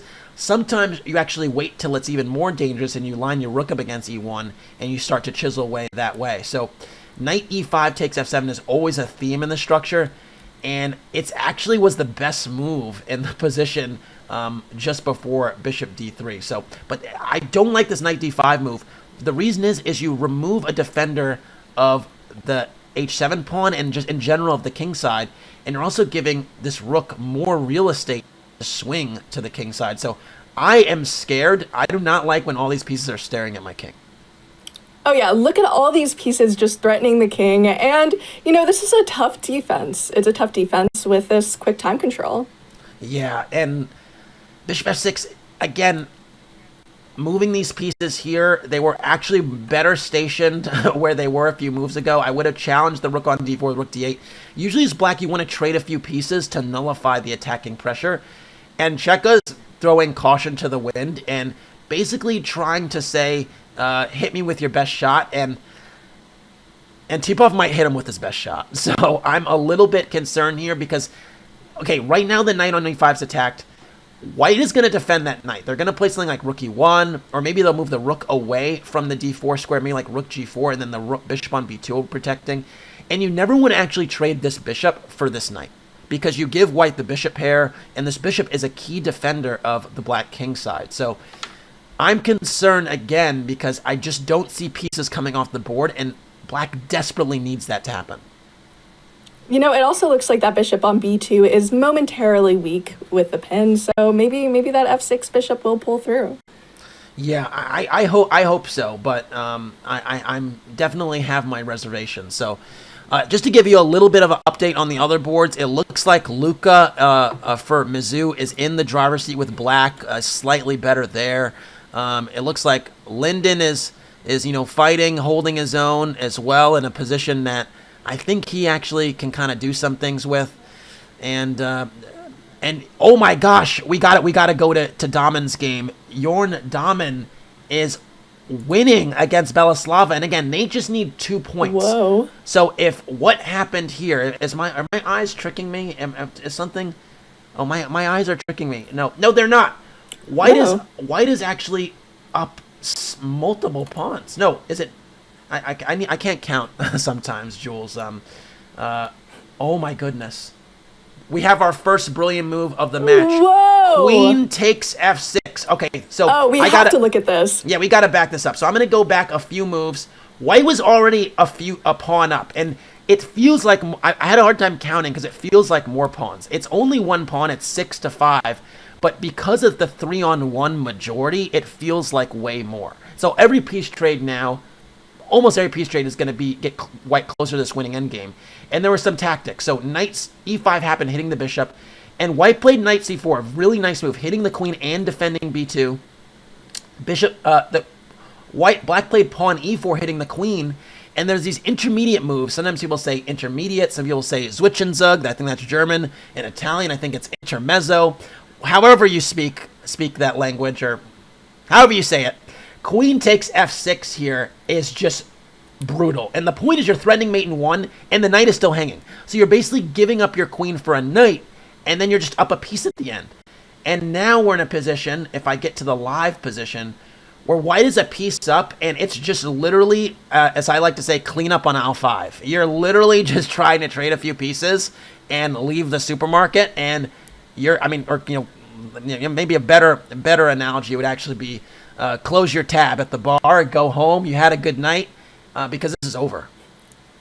Oh, yeah. And, it's going to be hard to pick the MVP from YALE because so many people have had amazing play, amazing upsets today. For sure. There's been a lot of star turns. And, again, YALE has been on the precipice because, again, they were in that sixth spot as far as contention for the playoffs is concerned. So they really, really needed this dub. So, but, again, it's not over yet. It's still 6.5, 5.5 as far as I'm concerned. And we have seen already a few mouse slips here and there. But I'm going to trust that Jan handles this. He's up a minute and a half on the clock. And let's actually shift gears elsewhere. Let's actually go back to the Checa game. All right. What have we got here? So we're in our bird's eye. We're going to shift to the Checa game very, very momentarily. But as you can see in the bird's eye, it seems like black actually did consolidate just a little bit. This bishop on g7 is a little bit more secure than it was before. Somehow black actually managed to fianchetto the bishop, which went bishop f6 and then g6, bishop g7. So there's a bit of a what do you want to call this? Like a TP. I think I don't know. It's a more secure king than before, and I think Checa's actually really done a good job now. The white pieces are a little bit uncoordinated, I would say. The rook on e1's unprotected. That bishop on b2, which you mentioned. Again, you're Jules, you've been pretty prophetic in these matchups. You said that bishop might be unprotected. This bishop might do something about it. This is actually a huge problem now because the knight really can't move. That is so true. The knight can't move, and this is actually a very nice turnaround by Nico Checa because this looked like a very lost position. Now the problem is white is still attacking. So this rook on h4, queen h3, you're combining against h7. The knight dropped back to defend it, and really, white is literally 1 or 2 moves away from breaking through. And rook f4, such a strong move. The point is that if this knight moves, now f7 drops, and that's a wrap. And so you really can't move the knight. And the problem is now their tactical ideas combined with taking on g6 and then taking on f6, and that's going to win white a pawn, and the attack is going to continue. And so that's really the problem now that basically black has to deal with, is there are tactical ideas based upon this knight on f6, and Antipov, less than 30 seconds, misses it and allows the knight to move away with knight d5, and all of a sudden Checa's kind of spun out, pivoted out of the problems. And the rook here on f3 is very weird. Queen d8, smart, trying to trade queens. And you said that before. You were like, when you're playing defensive, try to trade. Now, it's funny, Checa took with the wrong rook. If you took with the d8 rook, you wouldn't have had the same problems. Now you had to give up the bishop pair because there was problems about moving the rook away right away. f7 was actually hanging. So black actually had to give up the bishop pair. We're both under 20 seconds. I can't give these extended explanations I have been giving. It's basically a time scramble. Oh, and we're going to see time in play here. Yeah, so Antipov needs to win this game. I mean, basically, we saw Jan Dahmen basically winning on board 4. That I'm going to pencil in 7.5 for YALE already. Knight takes b3 is a tactic now, basically playing against this bishop on d3. Rook takes b6, hitting the bishop on b7. Bishop d5, protecting the bishop. The a6 pawn is hanging. Is it captured? a5, cementing the a6 pawn as a weakest. Bishop's attacked. Move it. Bishop b2. Good move. Take this pawn a6. No. Rook g4. Improving the rook before taking on a6. Very, very prudent decision. Rook b4. Okay, so this king on g8 is very naked. Very naked. This bishop is bearing down. The 7th rank is open. Under 10 seconds. 2 seconds. You gotta move. 3 seconds. All right, Oh white is my. in control, but control's a very fickle friend, or a very fickle word when you're down to 10 seconds. One, move. Less. Oh my gosh, so close to a flag. All right, this is actually a winning. Yeah, this is totally winning. And wow, I'm a Wow. little surprised that Checa resigned there, given the time scramble. But honestly, probably not, because the point is this is the pin. So actually, you take on e7, and then you trade all the other pieces next on c7. So I get that, but what a game! And now it's 6.5, 6.5, with the 3 other games to go, and my goodness, I mean, this is just insane. We got to go back to the bird's eye view. Here we are. Yorn is still winning on board 4. Raja is losing on board 3. Okay, we have to take a look at that. Lyndon Lee Whoa. might be the MVP of this match. Lyndon Lee has Yes. a totally winning rook endgame against Harshit Raja. And if you look at those pawns, those are 3 connected, and this G pawn is supported by a rook right behind it. It's going to march down the yellow brick road, and there's no way to stop it. You just have to not fall for rook takes a7 check. I need to ask Lyndon Lee what endgames he's been studying, because look at all this. So the key thing that's a little bit trickier is that this king has got to go to e6. And it's a little bit counterintuitive because you want to keep your king close to the pawn, but the point is you have this rook e7 move to block, and actually you can trade to a king pawn endgame because you have these 2 connected. It's found. Very, very important move. And then you continue to shove your pawns. e4, e3, Beautiful. e2. This king will actually come back now. e3, push the e-pawn. Push him. e2. Whoa. f4, okay. And you know, and look at this time scramble too. If he wins this, he's definitely MVP here. Yeah, and the thing is he's actually going to sack his rook for the pawn now. This wasn't strictly necessary a little while ago. Now it has to be played. But the point is, this rook cannot contend with 3 pawns so close to the queening square. Raja's going to play this out because, mouselets happen. But this is just, queen 7 is going to pick up the rook, and that's going to force resignation. Oh my! Amazing. Do you think Nico's gonna, buy him some pizza after this? Maybe, but with that win, Yale won this match 8.5, 7.5 with that clutch victory from Lyndon Lee. Oh my! What a match! What a match! We literally Whoa. had everyone step up on Yale, and Tipov really played a great game. He kept his team in it. Lyndon Lee, incredible upsets today. Particularly this last round against Raja. He needed that game. That game was the deciding game. And then Jorn Dahmen putting in some work on board 4, and Luca also won on board 3. So Luca actually also, was hanging around giving his team a shot. But Yale today, just incredible. Yeah, and MIZZOU was playing really well. It was a tough match, but just the performance we've seen from Yale is astounding. I don't even know. I don't even know what to say. We're going to have an interview on the other side of this break. But first, the FIDE Grand Swiss begins on October 25th. The over-the-board event will see 2 players qualify for the 2024 candidates and the 2024 women's candidates tournaments each.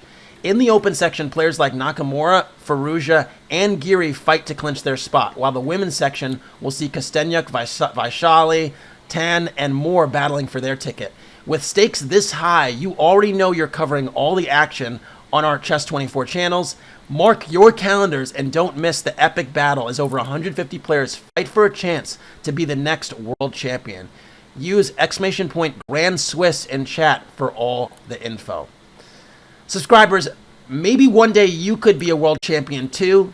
Stay tuned for some chess strategy that can help you excel in your games and our second match of the day, the University of Virginia versus Columbia University. Don't go anywhere. We'll be right back.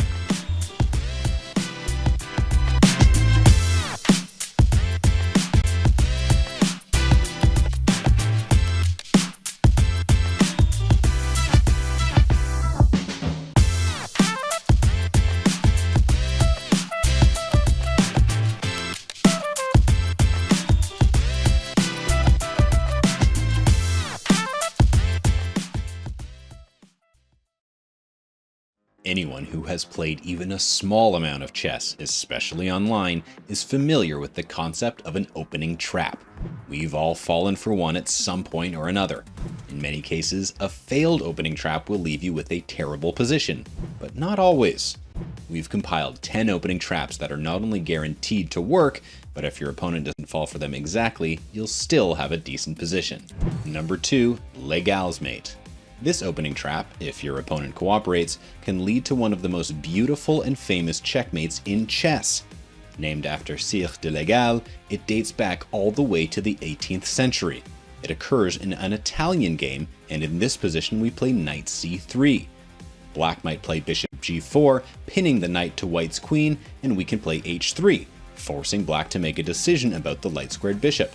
If they retreat with bishop h5, this allows the brilliant knight takes e5, where a free queen is offered. If black takes the bait and grabs the queen, can you spot the famous mate in 2? That's right. Bishop takes f7, king e7, which is forced, knight d5 mate. So, if our opponent does not take the queen bait, is this a dubious position? Not at all. Black's best response is knight takes e5, allowing white to win the light-squared bishop with queen takes h5, and after black takes the bishop on c4, white can win the piece right back with a queen check on b5, picking up the knight on the following turn no matter what black's response is. White is up a pawn with control of the center, a great place to be out of the opening.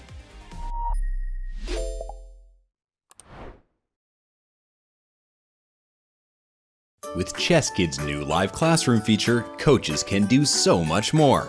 Easily create or preload games from your library and invite your class in seconds. Teach face-to-face interactive lessons without having to leave the site. Teaching chess online has never been easier.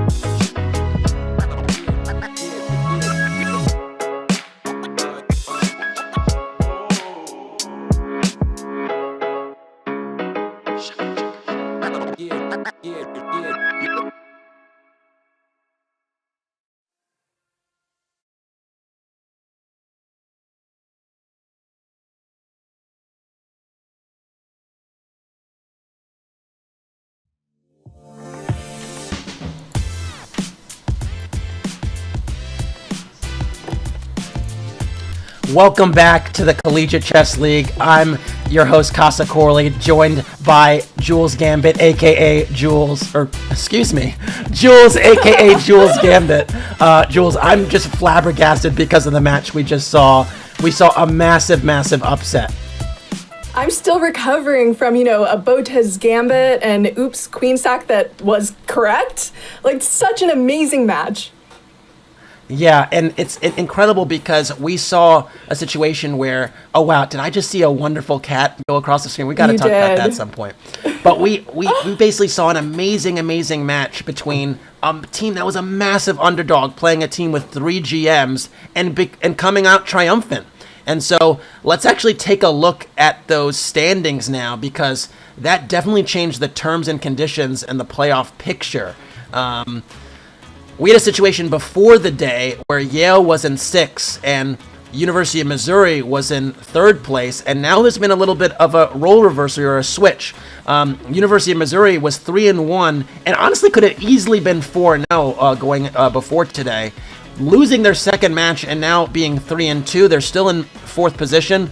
And Yale now getting off of the edge of the curb, essentially, moving from 6th place to 5th place with that massive, massive win against Mizzou.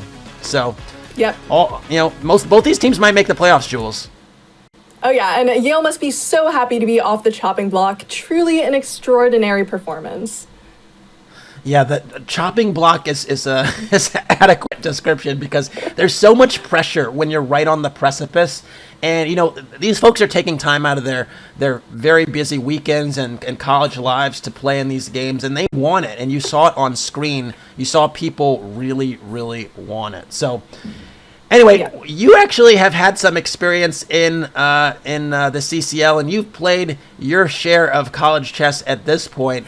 And I also had similar experiences, and I think they actually got some pictures for us. Look at that, yes. Yeah, give me some narration here. Set the scene here. Okay, this was, I think, the beginning of my junior year, and I hadn't played chess in 15 years. I think it was about 15 years I hadn't played chess. And there's a campus app called Yik Yak, and someone posted, there's a chess club thing happening today. I don't know what form of advertisement that was, but it worked, and I showed up, and it was the first time playing in a long time, so that's what we see here with my vice president, Rob. Wow. So what year was this? Oh my gosh, my junior year is probably like 2021, early 2022. So you were caught up essentially, is it fair to say, in like the Queen's Gambit and like the chess boom kind of phase where it's like, okay, it's popping now, let me see what's going on? Well, I actually played as a kid. I played when I was really young, and then I quit when I was around, I don't know, 11 years old, 12 years old. But it definitely got me back into the groove of things, right? Yeah, for sure. Now look at you. Now you're a big streamer, and you commentate, and you're out here doing all types of things. So it's awesome. Oh my God, they're showing a much younger version. Yeah, I definitely rocked a beanie at times. But no, this is actually from when I played the Pan Ams. Actually, that's like the college. I wasn't the CCL at the time, but it was the Pan Ams where you play other, it's like the collegiate championships essentially. And this was, I only played once my senior year. So this was actually in 14 to 15 essentially. They we managed to cobble together a team, and we actually did all right. We had a few other masters on boards 2 and 3, and I think we finished probably in the middle of the pack. There were a lot of schools represented. Oh my gosh, tell me about that one.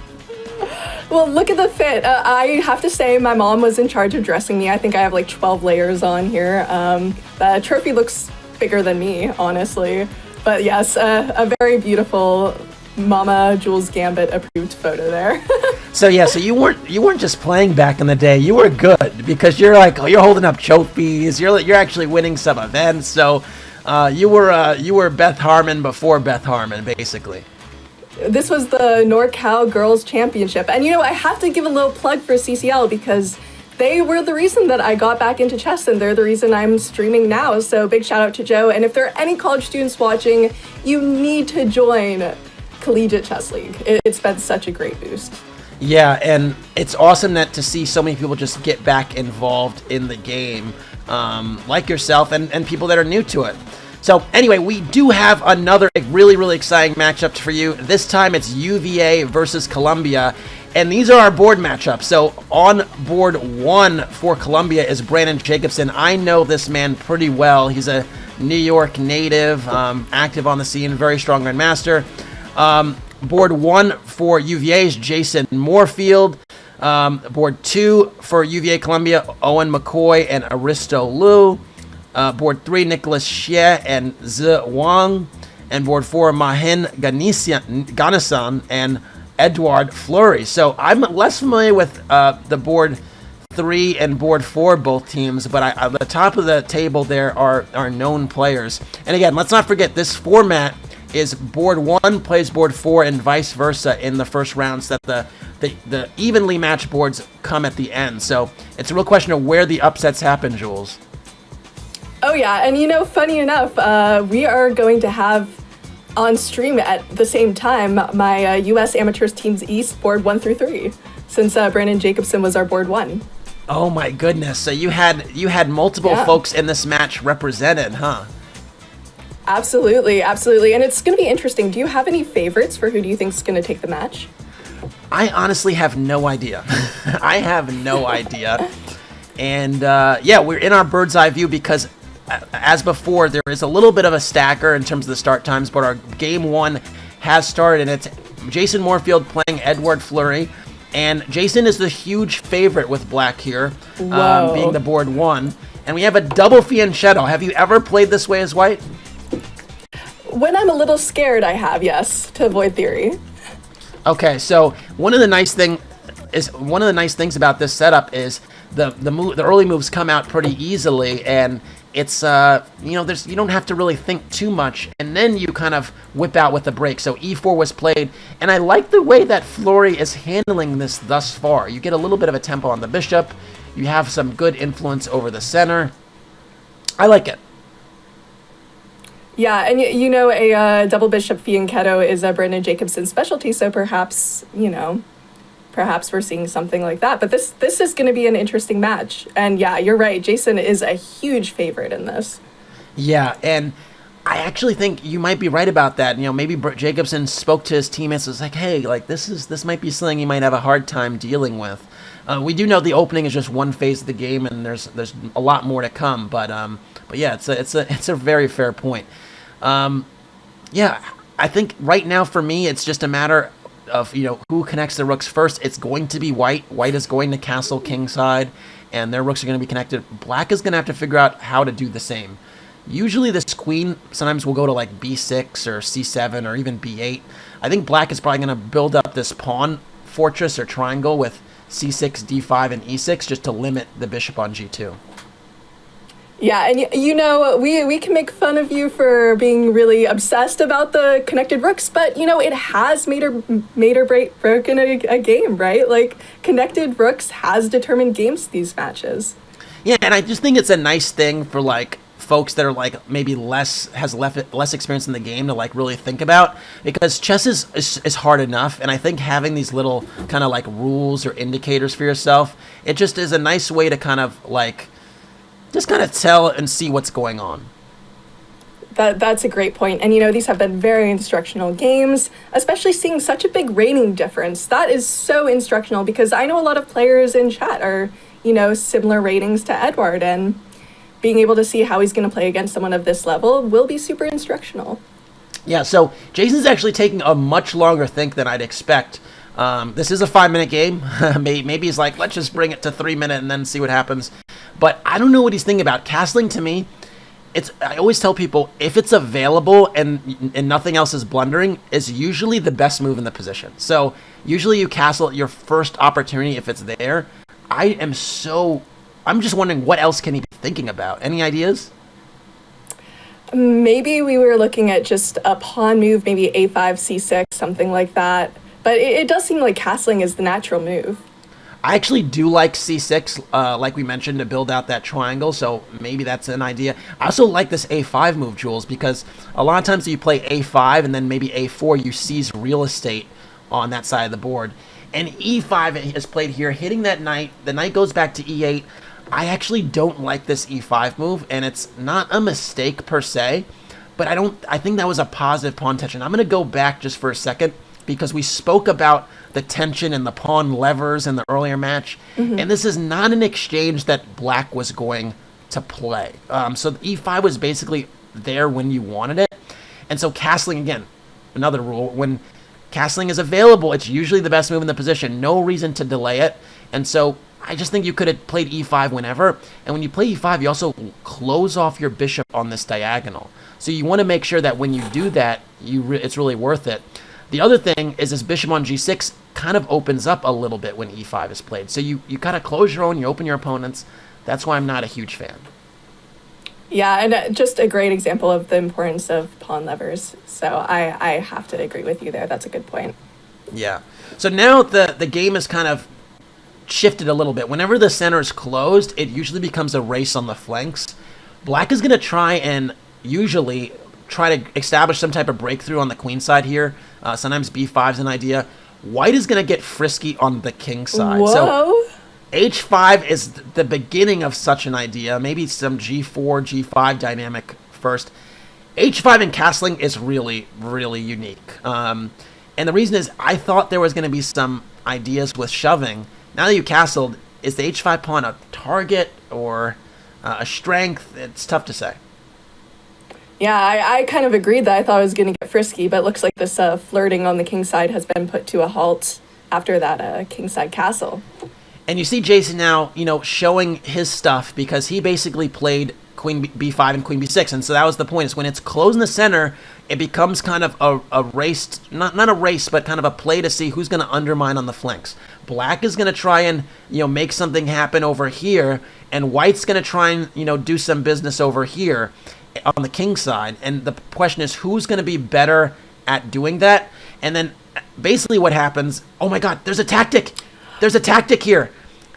B takes a4 looks supernatural, but bishop h3 was a knight takes e6. That would have won material. I have to back up for a second. This bishop h3 move, I don't even think Flory realized how dangerous it was. The point is this knight on d7 is unprotected.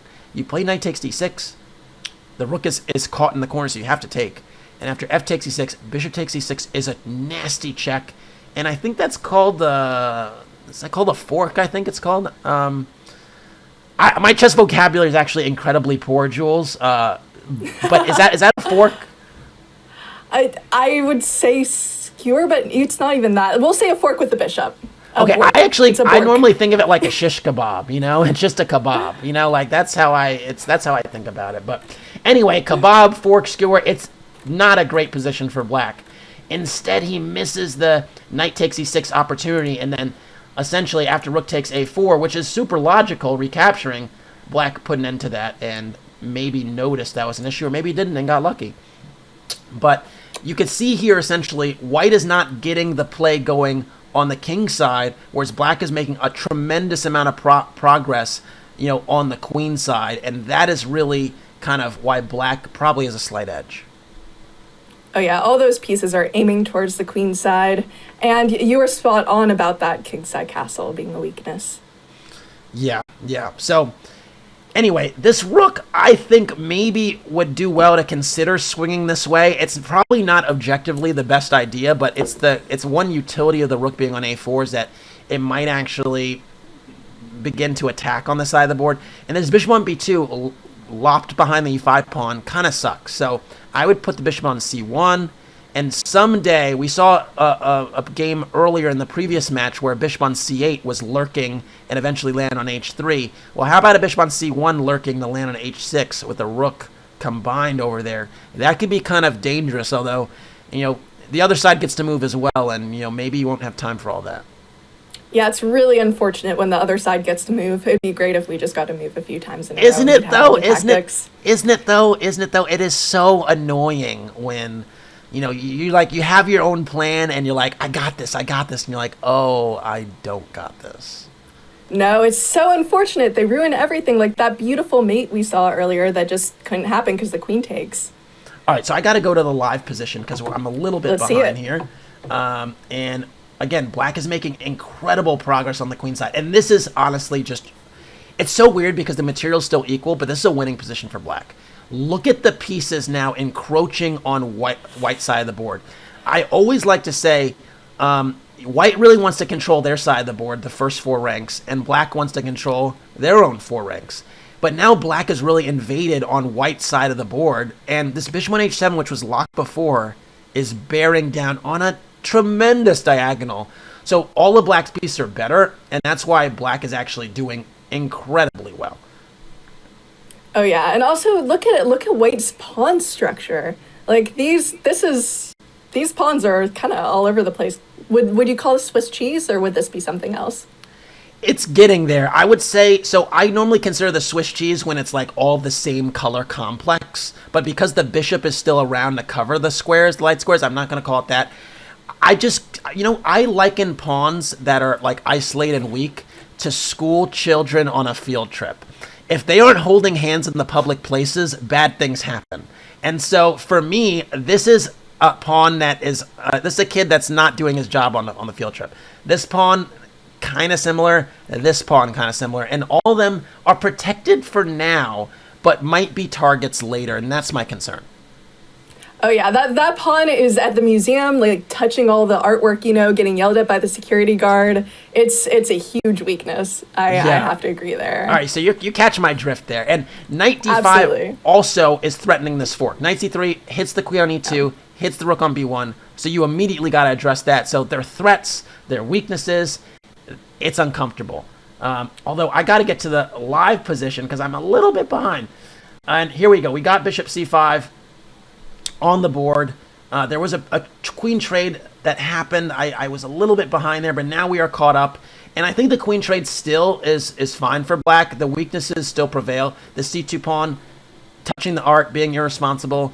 Maybe the e5 pawn touching that. The c2 pawn is the little straddler behind that, almost got left the train station, but, finally got off. And, I'm in the East Coast, so we have subways around here. But it's just a dangerous position. I'm looking at bird's eye view, and at some point we might want to go to the Wang Zi and Owen McCoy game. It seems like interesting things are happening there. Yeah, we definitely can go there. We've been focusing on this Flory game for a while, but Moorfield is kind of in the driver's seat. Shout out to the raid from Danya. Appreciate that. Hope all is well with you. Right now we got our collegiate chess going here, and if we look at the bird's eye view right now, we do have a situation where it looks like Zhe Wang is winning on for Colombia on board 2, it looks like. What game did you want to go to, Jules? Yeah, that one. Yeah, okay, yeah. So let's take a look at that one, that game with Zhe Wang. I'm going to shift over there. And basically, what's going on? White's just up an exchange, it looks like, and is trading queen. So essentially, it's not over. We've seen games, we've seen more winning positions change, and, black is defending pretty well, hitting b3. Oh, rook d7, that was a mouse slip! Oh, no! Oh, no! And you see the shaking of the head there. Oh, my God. Oh, no! Man, oh, my gosh. That is commentator's curse or something, because... Wow. Oh, wow. oh no. oh, we need to send flowers or something, because that's a funeral right there. That's just the really tough thing about chess, though, is it's like you can play so well for like 20, 30, 40 moves. And honestly, in classical chess, 1, 2, 3, 4, 5 hours. And then it can all be spoiled in 1 or 2 moves, and it's so unforgiving. And yeah, this game now is just, quickly, going in the other direction. Black's up a knight now, and it's a shame because Zhu Wang was a real underdog and played incredibly until that mouse slip. So unfortunate. But anyway, we got 1 game left. It is Nicolas Checa against Aristo Liu. I'm going to shift over to that one. It looks like that one is also totally winning as well. In this position, Black is up a piece, but there's still some work to be done. I love this 93 move because it basically keeps this king on g1 in jail. The king cannot move to f1 or f2, and that's a problem. Now, the thing is in order for Black to win, Black is going to have to release this king and move the knight to collect the a-pawn, and that's what's going to happen. Yeah, this is a really interesting position here, and equal on time. What do you think he's going to convert it? Yeah, I think right now you're just going to bring the bishop back, protect the h4 pawn, and then this a-pawn's going to march down the yellow brick road. And there's going to be no knight or bishop checkmates here. There's no need because you still have extra pawns, so even if the white bishop sacrifices, it's not going to be enough. Now, I do have one question for you. Have you ever bothered trying to learn the knight bishop checkmate? Because it's kind of a hot topic, or at least it's a controversial one. Some people say you should learn it pretty soon. Some people say you don't. I'm actually kind of in the don't category. I've never had a knight bishop checkmate, and I've been playing chess for 20 years now. But a lot of people disagree with that. I have actually seen firsthand a knight bishop checkmate, but yeah, I learned it at some point, had a very embarrassing moment on stream where it took me like 150 moves to successfully complete it. So I would be in the camp of you should learn it, just not to embarrass yourself. Wow, and I'm kind of in the camp to not. I've never had a knight bishop checkmate. I always make the argument that if you have a knight bishop situation on the horizon, you can sniff it out and try to identify another way to win the game. And there have been some situations where I avoided it, but I've never had, and I like getting rid of my knights. I like bishops anyway. But anyway, Leo won. He did convert this one. It's checkmate in a few moves, and Nicolas decided not to go for it. And so that's the last game of our match thus far in round 1, and it is tied at 2-2. We have a tied match. Wow. What a devastating mouse slip that would have decided a match. That is tough luck for Colombia, but this tight score still is good for both parties.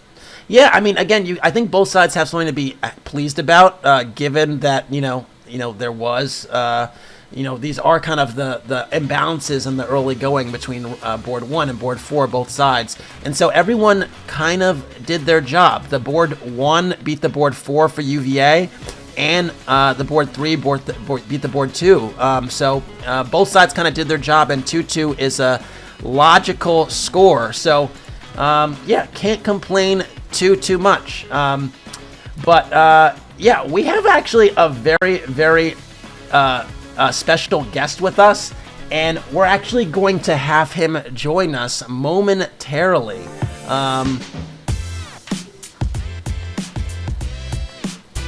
Yeah, so, but don't forget, you could...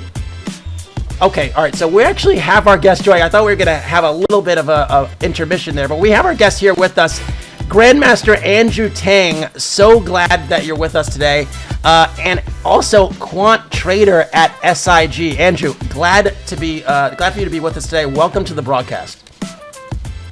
Thanks for having me, Casa. Jules. And we were just talking, Andrew, that we have all three out of 4 people on our U.S. Amateurs East team here, so we're really happy to have you here. Yeah, Brandon. Yeah, so we want to talk to you about some of your.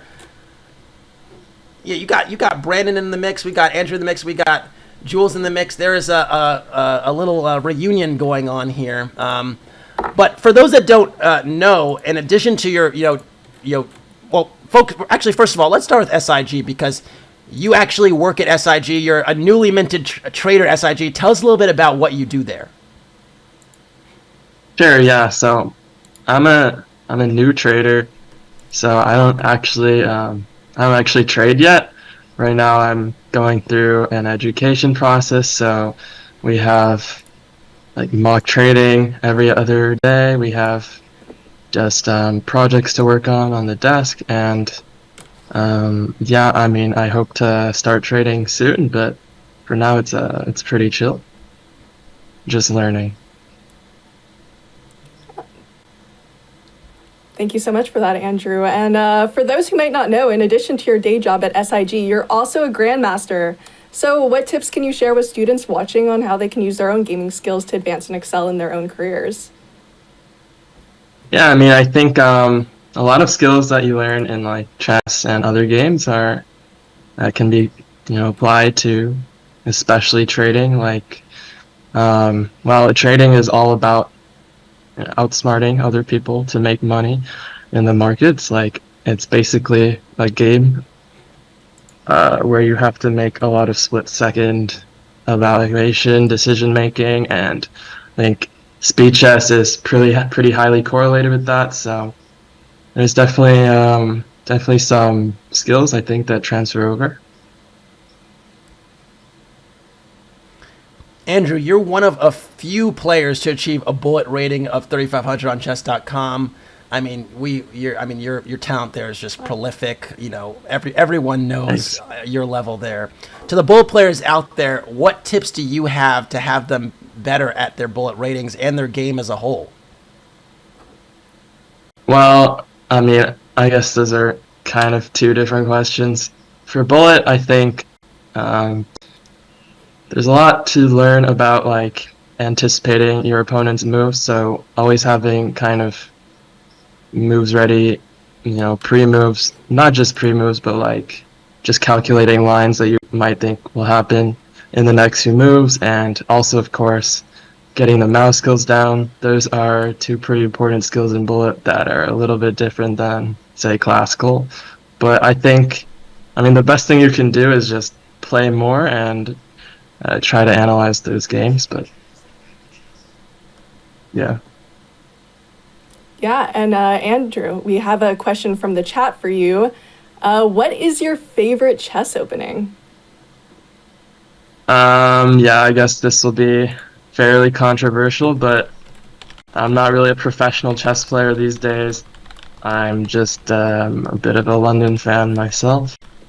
I think it's more dangerous than some people think it is, and I think it's a lot of fun to play.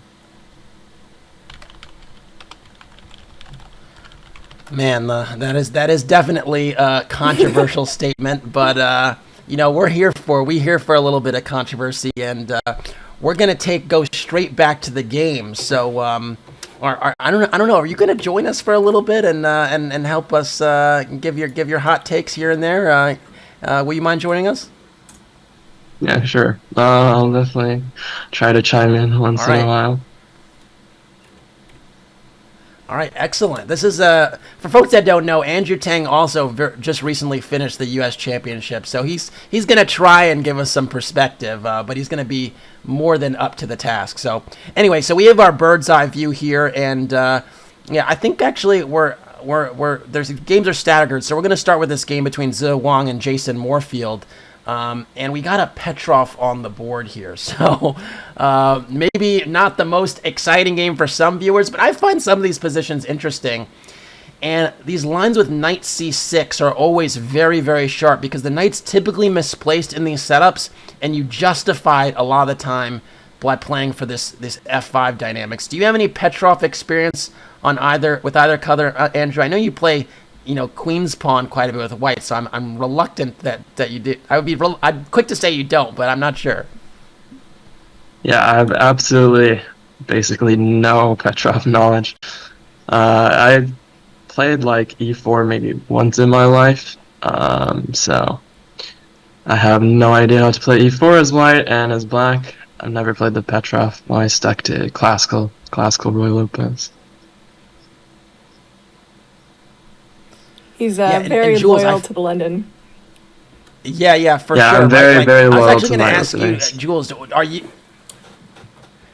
How are you actually with like openings? Do you feel like you stick to one, or you tend to move around? Because it's such a hot debate, and the most popular type of books are opening books. So, and because people it's like clothes. It's like you like it, then you don't like it anymore, then you throw it away or do something else. Where are you on that, Jules? Oh, I'm an E4 player all through. I have a really toxic relationship with the Sicilian going right now, especially the dragon. So we'll see how that goes, but I never like facing the Petrov. It's one of those moves that a lot of people don't really prepare for very well, and it can be tricky. A lot of people think it's boring, but if you don't know how to face it, it can be tricky. Yeah, no question about it. So anyway, let's just talk about this position right now on the board.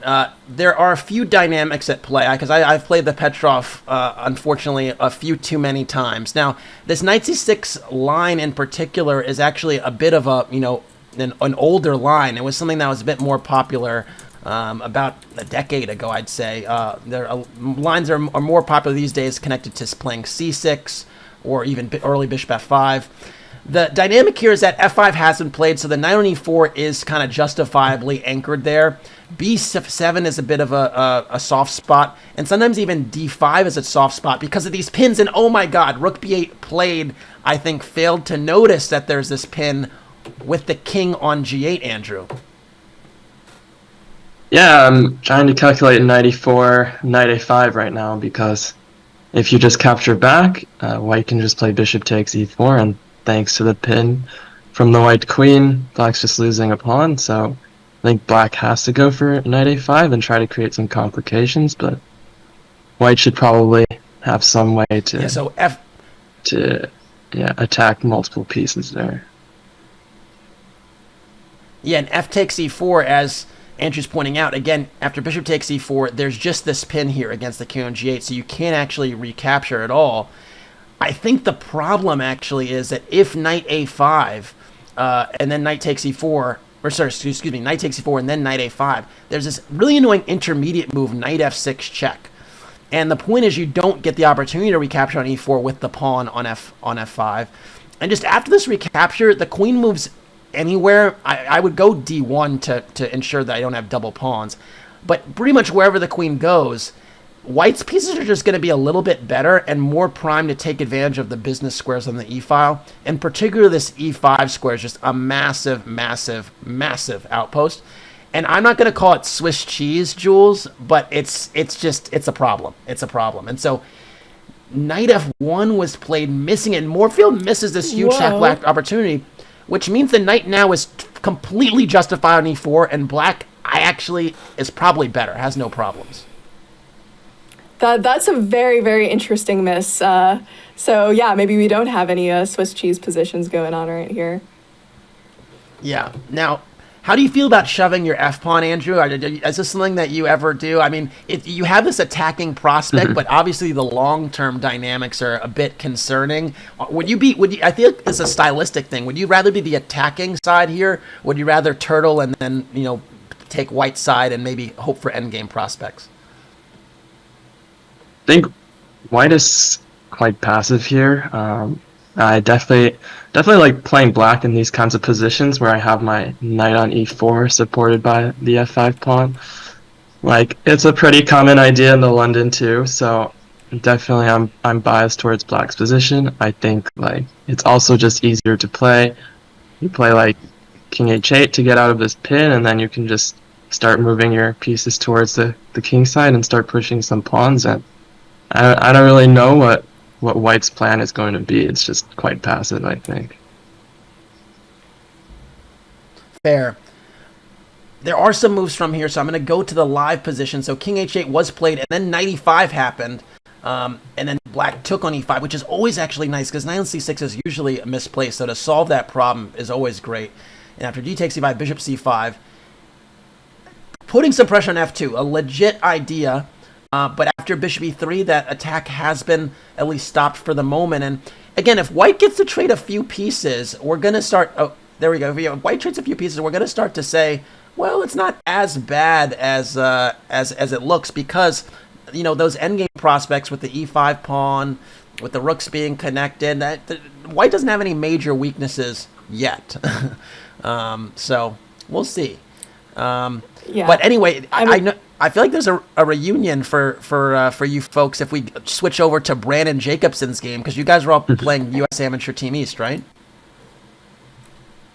Yes, we were, and we came in second place. We were not able to cinch the victory, but hopefully Brandon will have a little bit of better luck here. Even though we went 6-0 in that tournament. Well, we have you went 6-0 and didn't actually win it because it was tie breaks. Tie breaks. Mm-hmm. Oh, that's so annoying. So annoying. In heart. You know what's the thing? Don't you wish that tie breaks were always settled over the board, or not really? Yeah, Yes, I definitely hate the tie break definitely. system. I think we would have had great chances. Yeah, no, I think we all can agree that they should probably do some over the board stuff. But yeah, all right. So anyway, if we do actually take a look, if our producers actually get us over to Brandon Jacobson, we can look in the bottom left for now, but actually, maybe even get the full board. It's gonna be over pretty soon. Andrew, why is it gonna be over pretty soon? Why is Brandon just killing it here? Oh, that Black King is in just a little bit of trouble. I think, yeah, it definitely would be happy to have a few more pawns in front of it. It's like a little bit naked. Like, Black can't stop Rook G3 next move, basically, and it's just over. Or Bishop G8. Something is going is a brutal one. to come. Oh. Bishop G8 is artistic. Although, I might be able to play Rook takes G8 and then King H8 and hide. My Knight F8 is subtly protecting this H7 pawn. It's funny, we had a game in the last match where literally there was a smothered mate with a queen sacrifice, if not for a knight actually covering a square and then a queen covering a square. And it totally turned the Yale and Missouri match in Yale's favor. Jules, how crazy was that? Oh, that's going to be my Roman Empire. Like, I'm going to go to sleep, think about that game. It would have been such a beautiful mate, but I guess we learned the hazards of going for that beautiful mate instead of the solid practical one. Yeah, and I don't know, whenever I play chess, I always have this kind of tug of war between what's objectively best and what is aesthetically beautiful, because I fell in love with chess because of the art and the sport, but not the science. And so I always want to create art, but sometimes the best move is not the beautiful one. Andrew, do you wrestle with that at all? Yeah, I definitely agree with you that chess is more interesting from the art and sport aspect. Since I play the London, you might think, yeah, I don't really like to prepare openings either, and that's definitely true. But I definitely sometimes, maybe play the wrong move because I see some really cool idea, and it's just too tempting. Yeah. Temptation, and it gets the best of us. But in this position now, that Brandon has a very tempting position, because even though he's he's not even a pawn down. I was thinking he's a pawn down because the queen side dynamics, the pawn chain here. He's not even a pawn down, and he has a blistering attack. All his pieces are in the game. The knight could get involved if he wants, but it's honestly not even necessary. And yeah, Nicolas Checa won. Jules, pretty dominating performance there. Oh yeah, no. Like, Brandon's one of those players where, when he's on his game, he can adopt Wesley So and Blitz. So we'll see how he's playing today. Wow, But this looks good. I didn't even know he had that in him. But has he adopted Wesley So and Blitz? I think he was 1 point away. Maybe Andrew knows. I mean, I don't know this match, but I could see it happening. Brandon is really, really strong at Blitz, yeah. Wow, I'm gonna have to have a conversation with them about that. That is something. All right, so anyway, we got our first win of this round from Colombia. It was a 2-2 match, and now they're up 3-2, and we got to find another game in Birdseye that looks intriguing. I feel like the closest game is actually, from an eval perspective, is that board 4, that game 4 in the bottom. Maybe we head over there. This game between Aristo and Ganisan. Aristo and Mahen Garistan. And this is kind of a wild position that's honestly not easy to evaluate. E6 is a really nice looking move. And I've seen this theme before, Andrew. If you play f takes e6 here, there's actually f6. So, you're basically shutting that down. That was given an exclam. Yeah, that's why I think white should have actually probably tried f6 and then e6. Maybe it could have been an interesting move order, but I'm really not sure what's happening in this position. f6 here. You know what's crazy? And say like bishop after f6, f8. yeah, if like black took, which... Yeah, bishop f8 is way more logical. But yeah, after bishop f8, yeah, and then trying to open things up. You're saying e6 now, or taking on g7? Or... Yeah, something along those lines.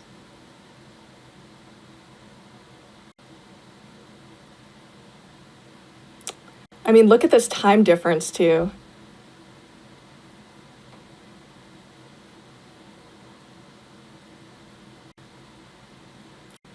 And you know, the messier position usually favors the player with more time.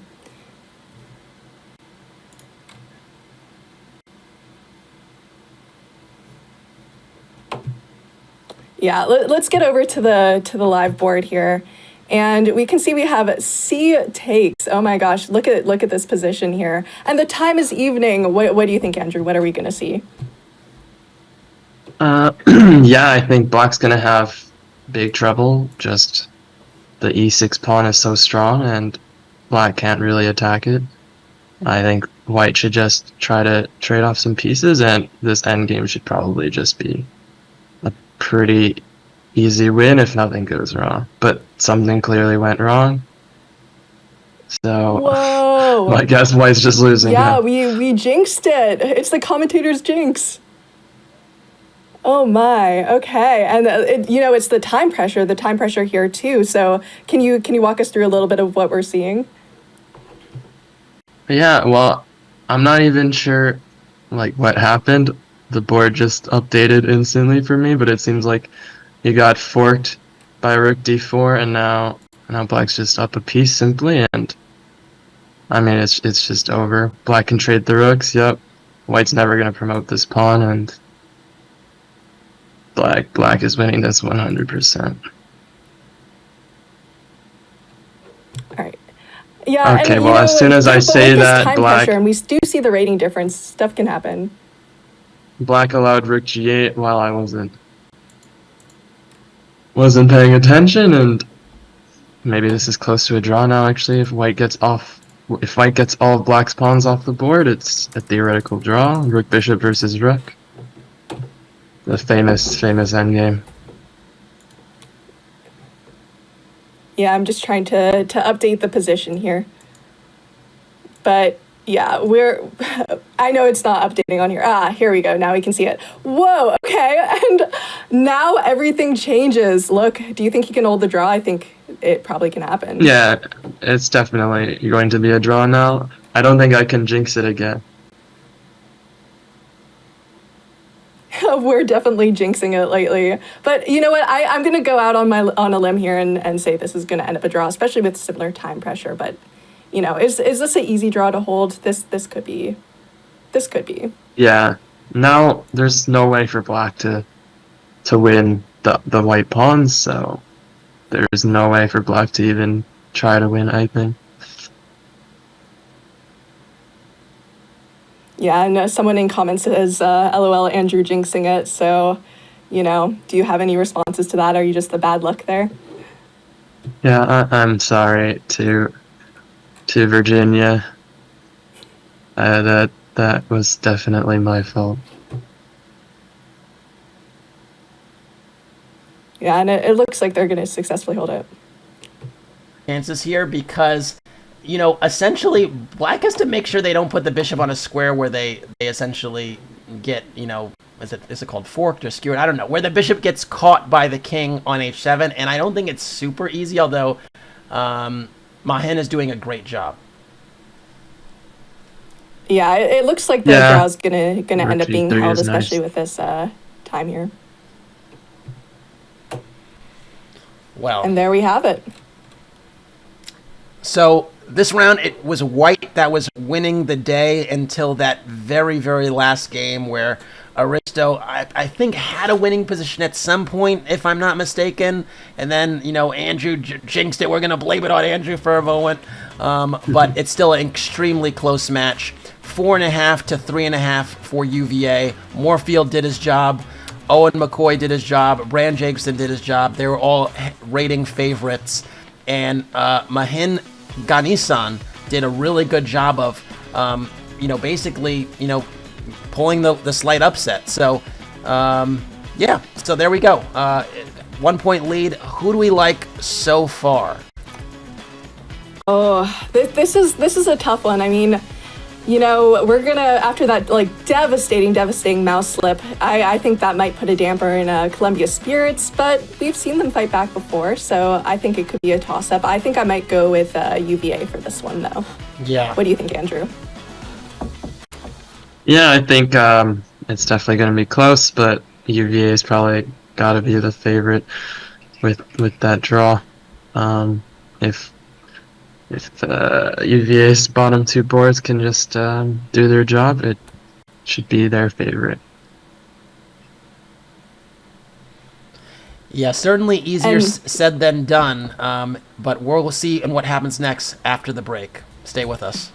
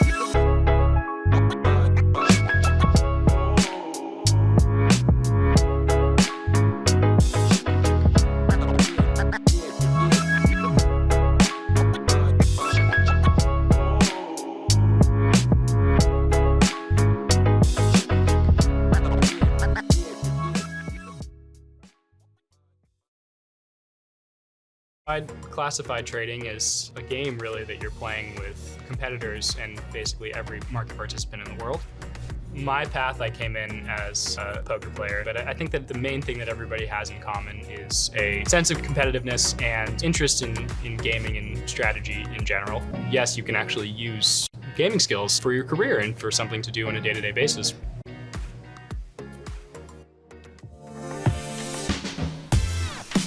Welcome back to the Collegiate Chess League presented by SIG. We've got another exciting matchup on our hands, Jules. It's really tight, and both teams right now are playing pretty well. So I have no idea who's going to win. No, this could be anyone's game. I mean, we've seen a really good performance from UVA so far, but we still are only on round 3. Only on round 3. It's 4.5, 3.5, first to 8.5. And we have our matchups here very shortly.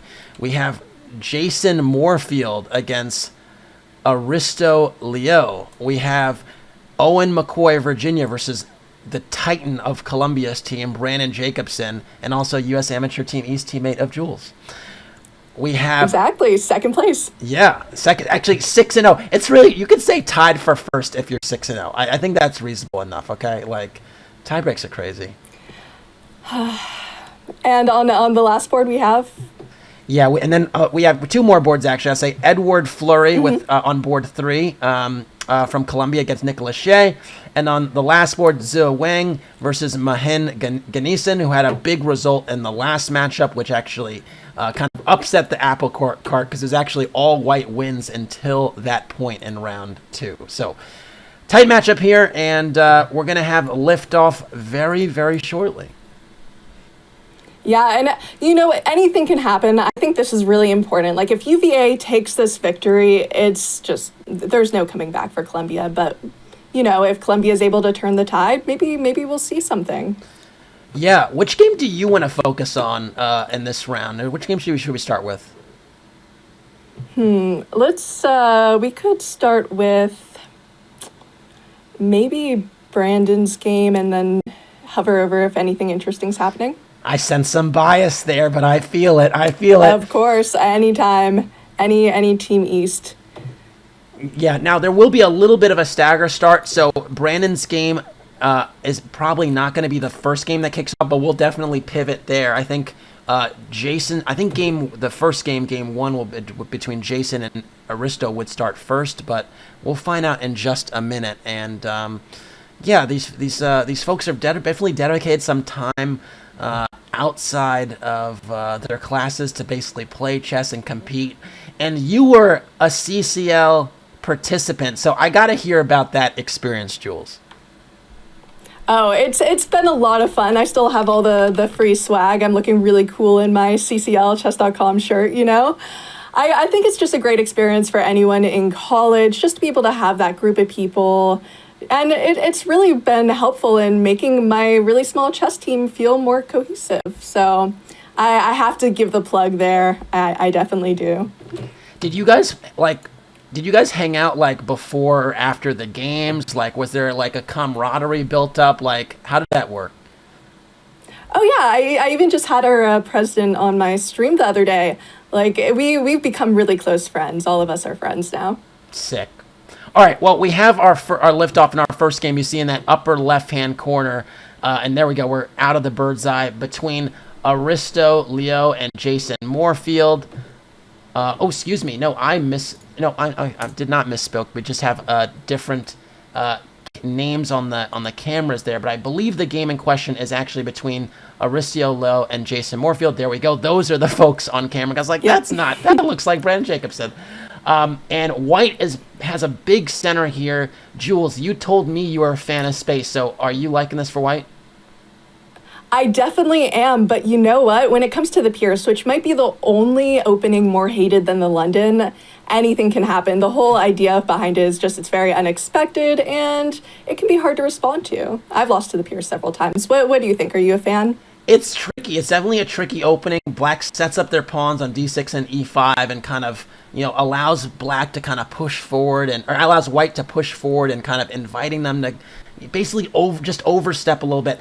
To be honest, I want to castle quicker and connect my rook, so I want to do that before I get too greedy because I know if my hand is stuck in the cookie jar, I might not be able to get it out. So I'm a little bit concerned about that.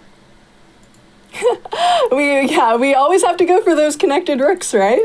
Yeah, I'm just beating a dead horse here, Jules. It's like if there's anything that you gleaned from this experience, it's that connecting your rooks is just like huge to me. But anyway, there's more to chess than that. The center is probably the most important feature here, and if white does get the bishop out and then castle, bishops don't move like knights. If the bishop moves diagonally and castles, we'll be fine. So I'm surprised by the time usage here. Already like a minute down.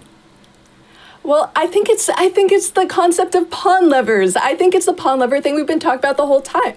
It's really hard to decide, should we keep the tension, should we take? Well, what do you think?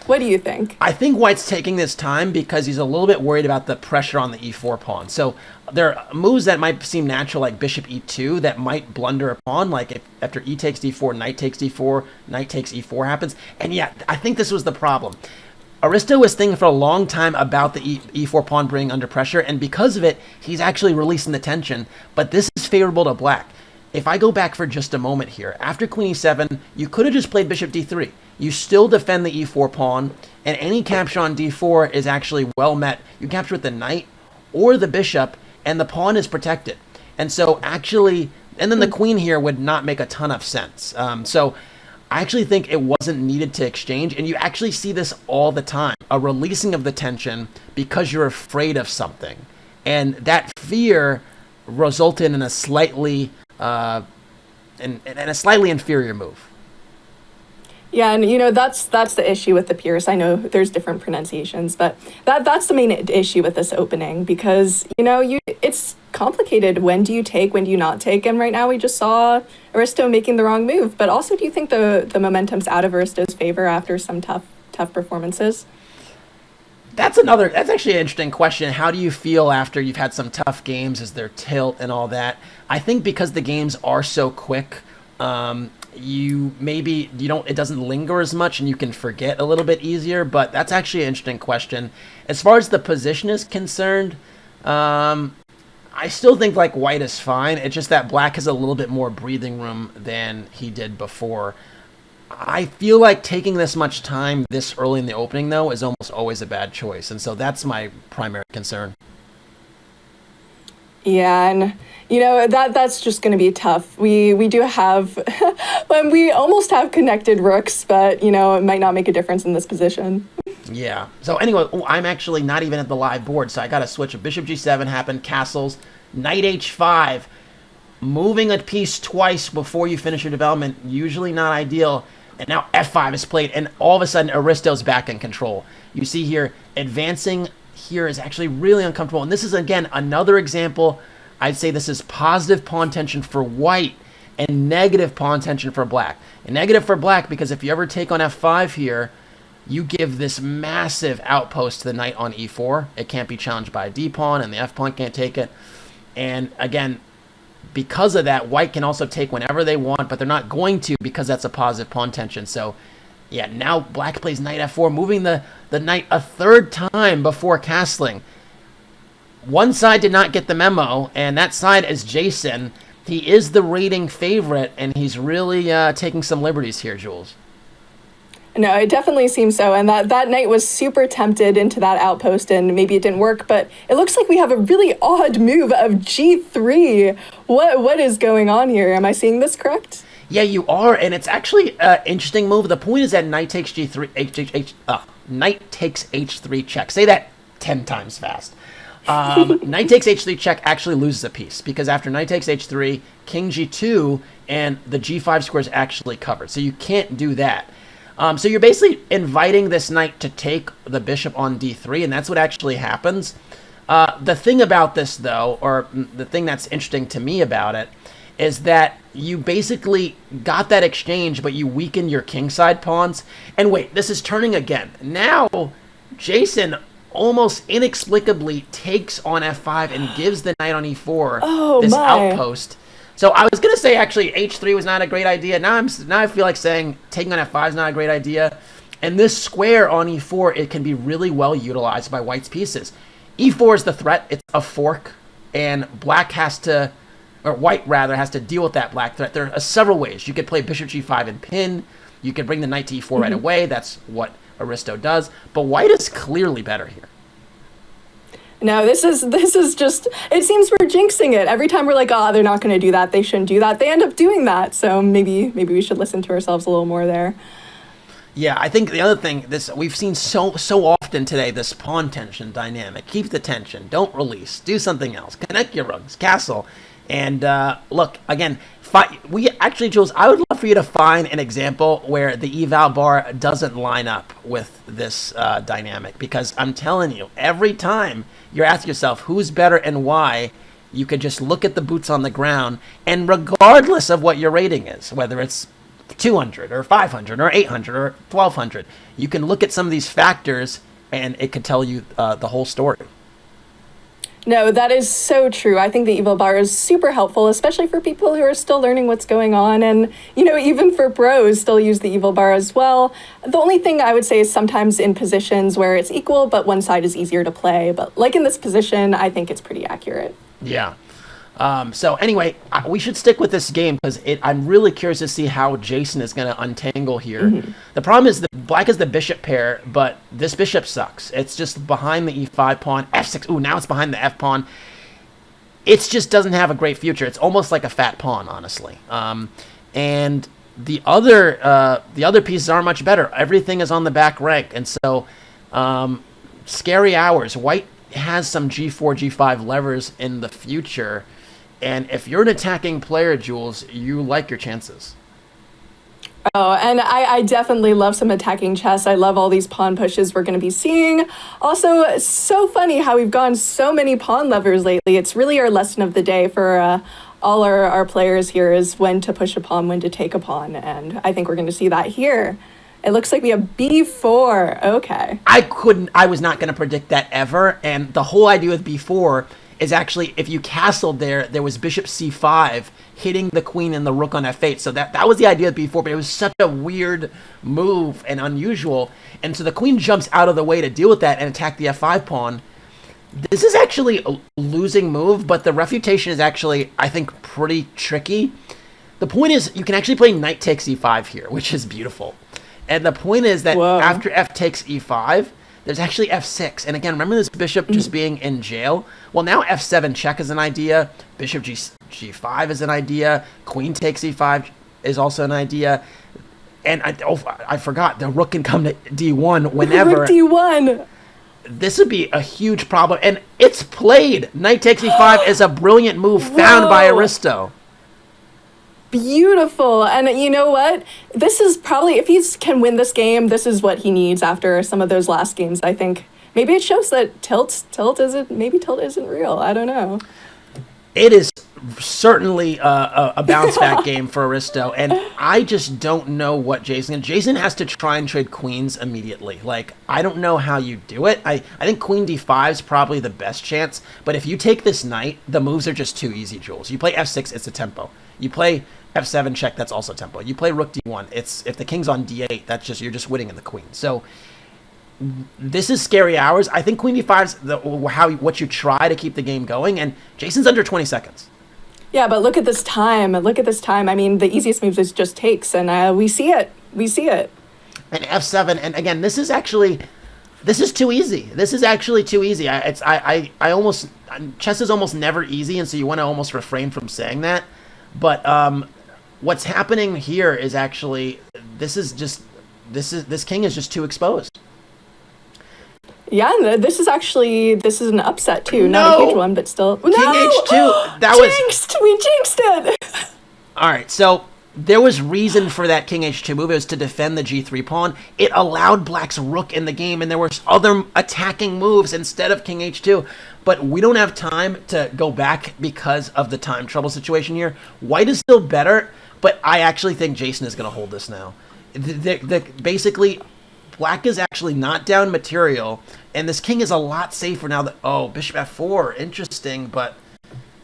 I don't know. Now rook e8. This is turning. This can turn very quickly. This king on h2 is not as safe as it looks, especially after bishop takes h3 or bishop d5 here. There's a pin, and bishop d5 is played.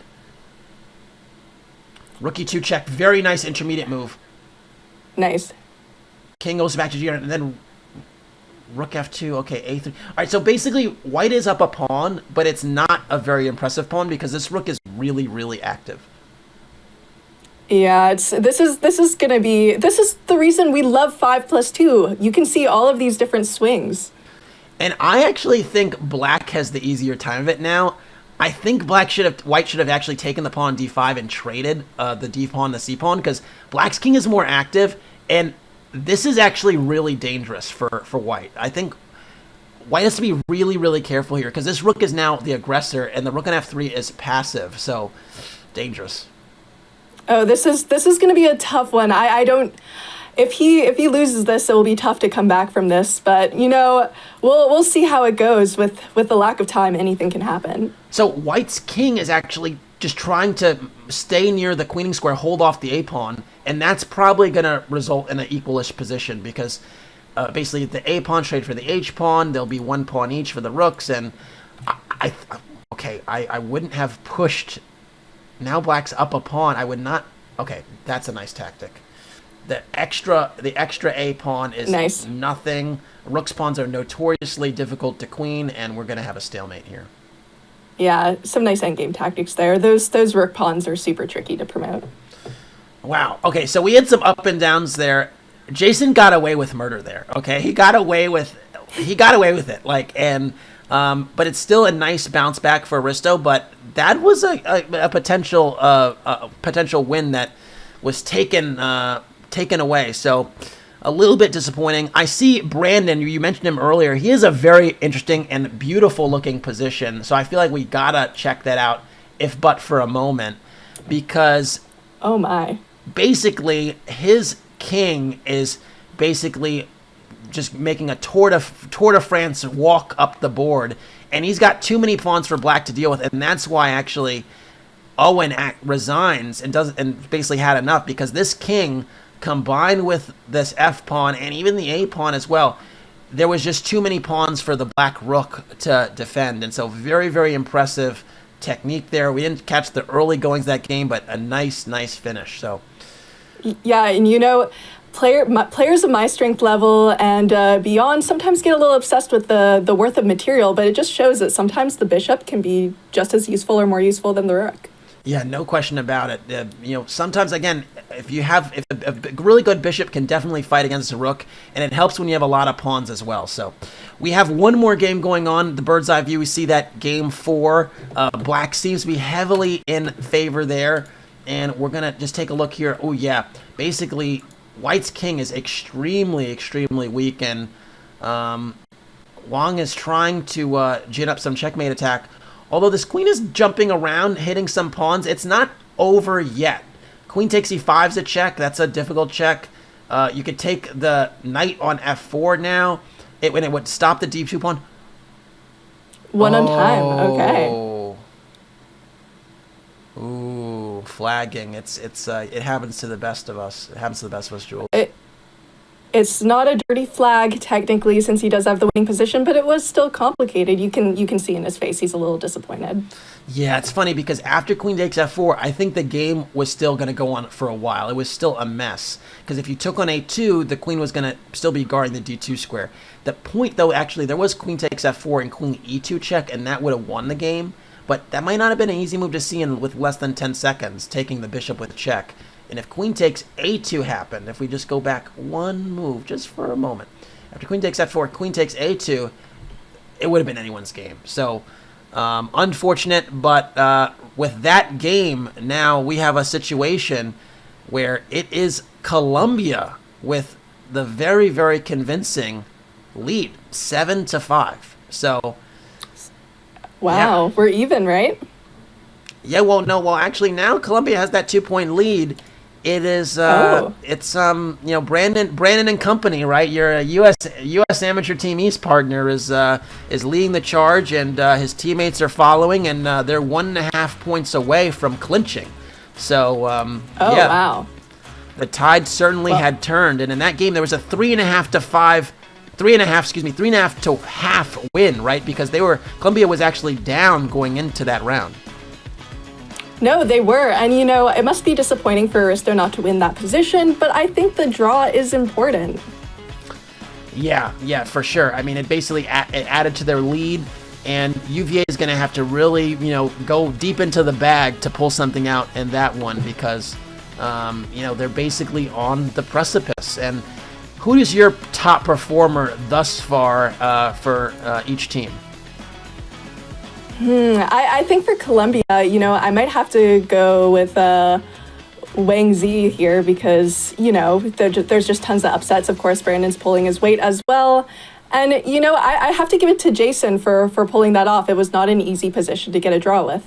Yeah, he definitely kept his teammates in the match. But, because if you're down 1 point, if you're actually 1 point away from losing a match, if a team has 7.5 going into round 4, it's just puts so much pressure on everyone where it's like you just can't mess up one game and it's a wrap. And now at least there's a little bit of a cushion, but it's not much. And so, let's actually talk about these round 4 matchups. We're literally just about to get underway, and the games are staggered, but Brandon Jackson has started. Those board 1s are now facing each other. So Jason's playing Brandon on board 1. Aristo and Owen are on board 2. Nicolas and Z are on board 3. And Mahin and Edward are on board 4, and we're going to take a look at Brandon Jacobson, who is playing Jason. And Brandon Jacobson is playing something I've seen him play now 1,000,000 times, and it's a pet line of his, the classical Sicilian. So basically, he's seen this position 1,000,000 times, and in a lot of these positions, what winds up happening is Black puts the rook on c8, plays b5, and tries to gin up a queenside attack on the king that's castle queenside. And in some positions, the king doesn't even castle. The bishops will come to e7, and actually if bishop takes f6, Black will even recapture with the g-pawn and have this cluster of pawns that keeps the king kind of safe on e8. It's a very, very double-edged position, but it suits Brandon's style really well. Yeah, by playing this position, he is taking a lot of risk and also a lot of reward, so we can see he's going for the win. And, in his best situation, I think he's going to try to get into the end game, which he just knows like the back of his hand. So if he can manage to get that end game, I think that will be favoring him. For sure. And I spoke a little bit too soon because I was saying that the king usually stays in the center here, and it can. But actually, Jason played this move f3, and normally in these Richter-Rauser structures with white will play f4 and try to break through with f5 or e5. f3 is actually a little bit more of a slower developing line where the bishop actually comes back to e3, and then you try to shove your g and h pawns to kind of pry open the king. So I actually do expect Black to castle relatively soon because in these lines you don't normally take with the g pawn if Black hasn't played f4. So this bishop's going to drop back to e3. f4, that is not the normal square. I'm a little surprised there. We're deviating, and are we going to see a pawn lever here, Casa? It's funny, I think you have to do it because the d6 pawn is hanging. It's attacked 3 different times. And the thing is, after d5, this bishop on f4 is just not really impressively placed. And so, yeah, Brandon notices that immediately. And I'm already starting to like, white because this bishop on f4 is just not ideal. It goes back to e3 normally. And the difference is, I'm going to go back for a second. After bishop e3, d5, you go e5. And after knight d7, you can go f4 and like reinforce it, the e5 pawn, and later prepare f5. With the bishop on f4, there's no such possibility because after e5, knight d7, the bishop's just in the way.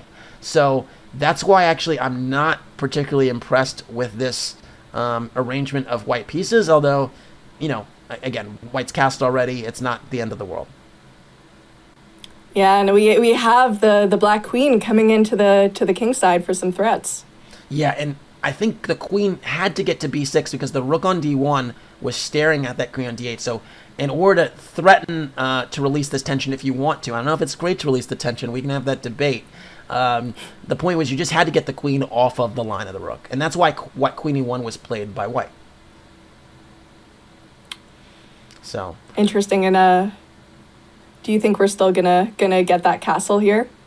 I think black will castle. There's the pawn storm that typically white tries to go for doesn't seem that fast to me.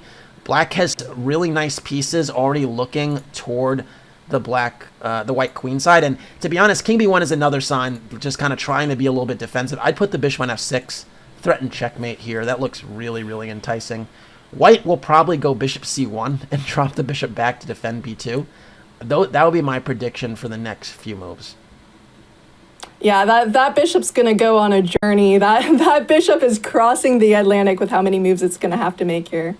Oh, and we did see the castle. Okay. Yeah, look at, and again, if we just had to ask ourselves who's better and why, Jules, what do you think based upon the factors of the position?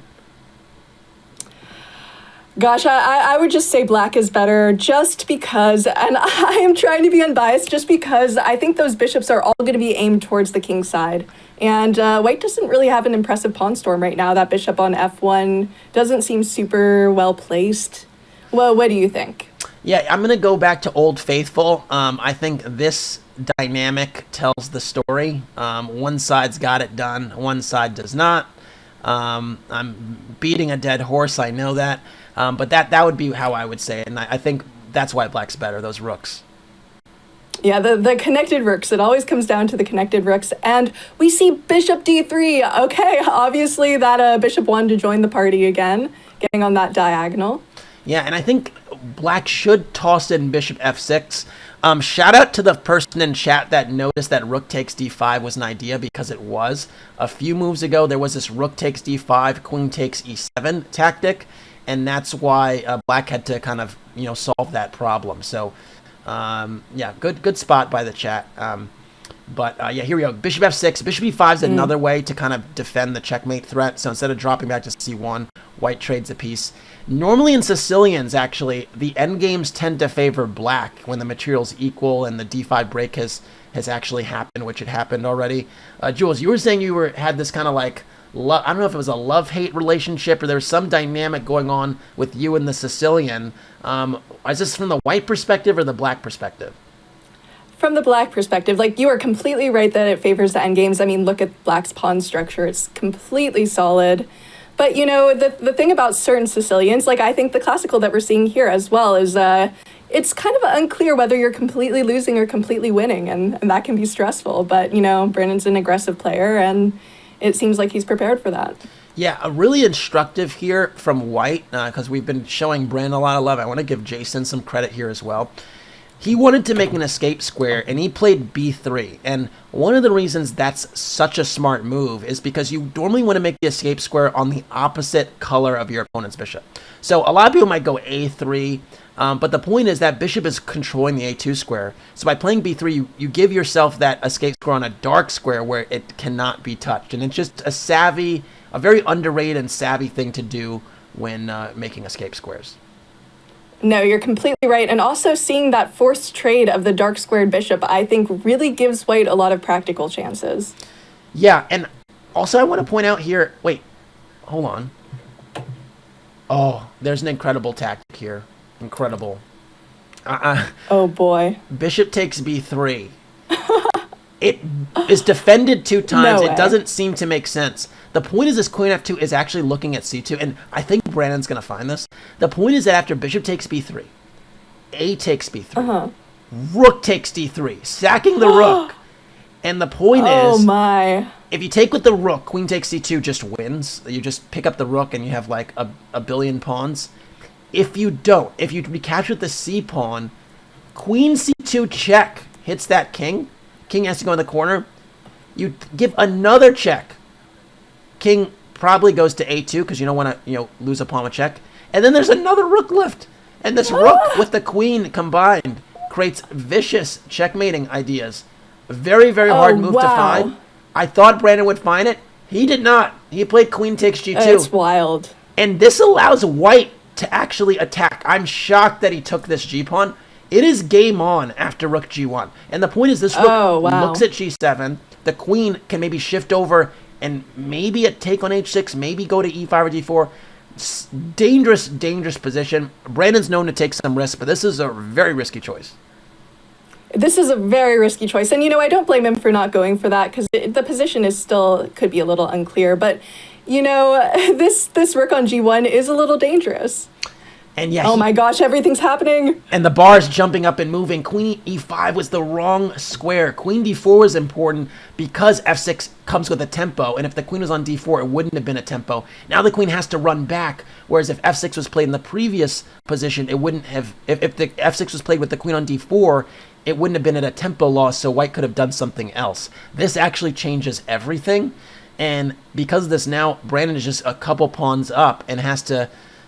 kind of convert. Although queen f4 also giving white time to be more aggressive. And c4 now, maybe missed by Brandon, allows queen takes e6 check after the bishop moves. And you know what? This is exactly what we're talking about when we're saying Sicilians, you never know who's winning and losing. I mean, look at this eval bar. Not even the eval bar really understands what's going on at this point. It is such a complicated position here. It's a roller coaster again. Rook d2 does not create any real significant threats against the black king, at least not right away. And because of that, black has time to actually make a defensive move, king h8. The point is white is trying to play rook f2, hit the queen, and then play rook takes f6 because it's a pin. And Brandon's like, okay, well, I see that. I'm playing f5. Now rook takes f6 is an idea, but I have, and I can move my queen away safely after rook f2 happens. Jason plays h5 because he wants to fix the g7 pawn as a target, but he's just material down here. And this is very instructive for everyone in the chat who plays the Sicilian. It's sometimes hard to figure out whether you want to keep the attack going or play a defensive move, and I think both players are pretty good at finding that right now. Yeah, for sure. And I see someone in the chat also saying, fun seeing title players miss tactics makes me feel good about myself. Well, the truth is, honestly, we're all human, and that's why this game is still relevant and fun to play, because you make these human decisions. So, but yeah, basically white is trying to get an attack in, but it's kind of in vain. And the reason is this rook on f2, how does it get in the game? The bishop is controlling g2, so you can't double. And that means you have to waste tremendous amounts of time to try and begin to start an attack. And black has the bases covered. The queen on d4, the rook on c7, both covering g7 very effectively. Yeah, everything's very well defended, and now black has room to start their attack, but also, look at the time. This is such a complicated position to play under 10 seconds. Well, one thing is for certain, Jason's not going to willingly trade queens. So queen g3 made a lot of sense. Brandon is saying by hook or by crook, we're trading queens. He's even willing to give a few pawns back just to get some exchanges in. Although bishop takes d3 would be a massive blunder because of rook e8 and queen g6 checkmate. So Brandon's still got to be careful. And I think the time might get even as he's debating this. Oh my God! No! Rook takes e4! Rook takes e4! No! Oh, that was a winning tactic! I have to show that. After f4, that was a massive blunder. The queen is under attack. But remember those back rank problems? Remember I said make an escape square on the square opposite your bishop's color? If you play rook takes e4 here... Oh, no, that's the wrong rook. I'm sorry. Let me take this rook. F takes g3. Rook e8 is a checkmate. And 2, because this bishop is covering the square. And so remember, make an escape square in the opposite color as your opponent's bishop. It's coming to the fore immediately. And now we have a totally different game. Insane! Totally different game. And thank you so much for the raid, Hikaru. Thank you. Welcome, Raiders. Yeah, welcome, Raiders. You are tuning into a very, very fast-paced match, a roller coaster match. But that checkmate was huge, and it didn't happen. So now, basically, Brandon's going to mop up. He's going to take this pawn on h5. And 2 connected passers are deathly for... they're basically the mark of death for White's chances here.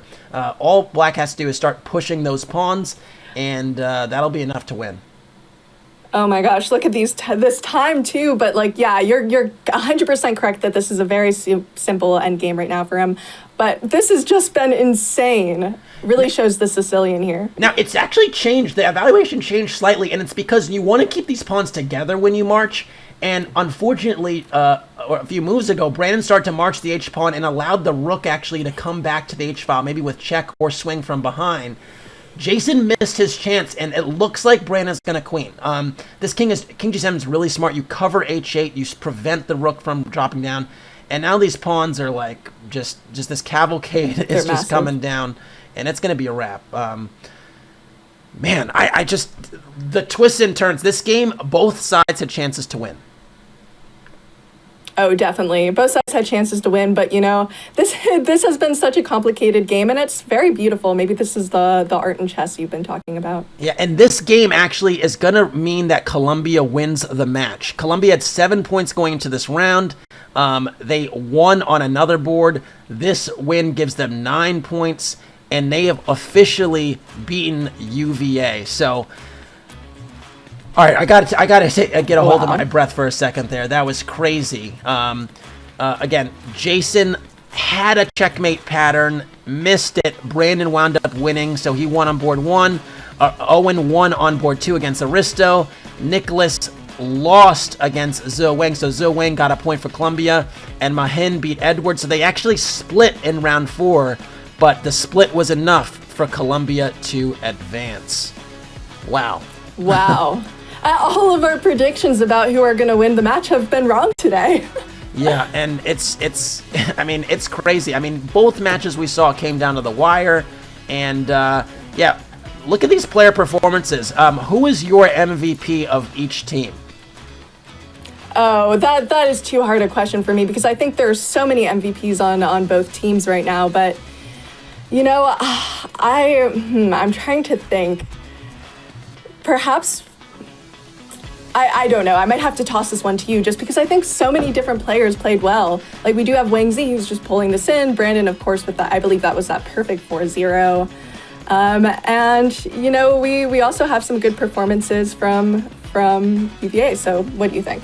Yeah, I'm going to give Brandon the MVP crown for Colombia, and I thought Owen really acquitted himself. You can see there he got 3 out of 4 on board 2. Just incredible. I see chessically inclined. That was Jason Moorfield in the chat saying, I missed rook takes e4. Oh no. Yeah, we were reacting the same, but awesome fight there. We're going to have an interview after the break with Aristo, so stay tuned, and we'll be back with you in a moment.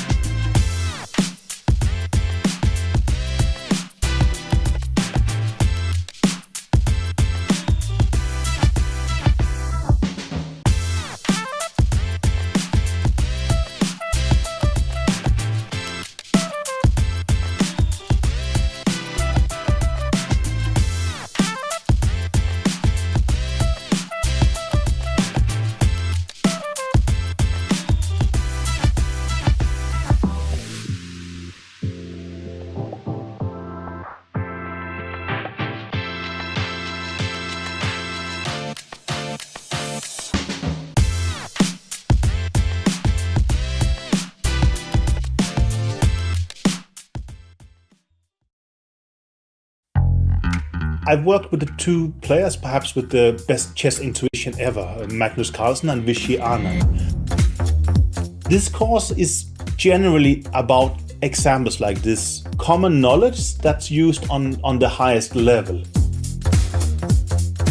Good intuition comes from knowing a lot of examples, from having seen examples, thought about them, and perhaps tried to implement the principles, but under different circumstances. Having thought about it, having tried to implement it in a way, and having debated it.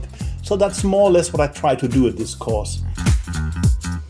Basically puts the foundation for positional understanding, positional intuition you will see in many players.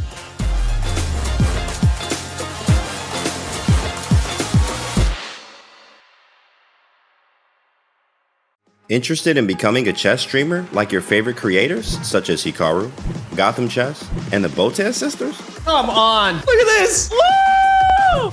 The Chess.com community streamer program is growing every day. Whether you're just getting started with streaming or already established and looking to expand your audience, you can now connect your account to Chess.com and have your stream promoted on the game's largest platform.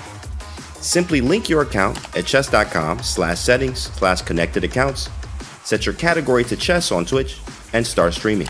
You'll get an ad-free experience on Chess.com. You will pop up on our list of live streamers. Your Chess.com profile will feature your Twitch stream, and your stream will be linked to your games on our Play server. Type Command Community Streamer in chat and start growing your stream today.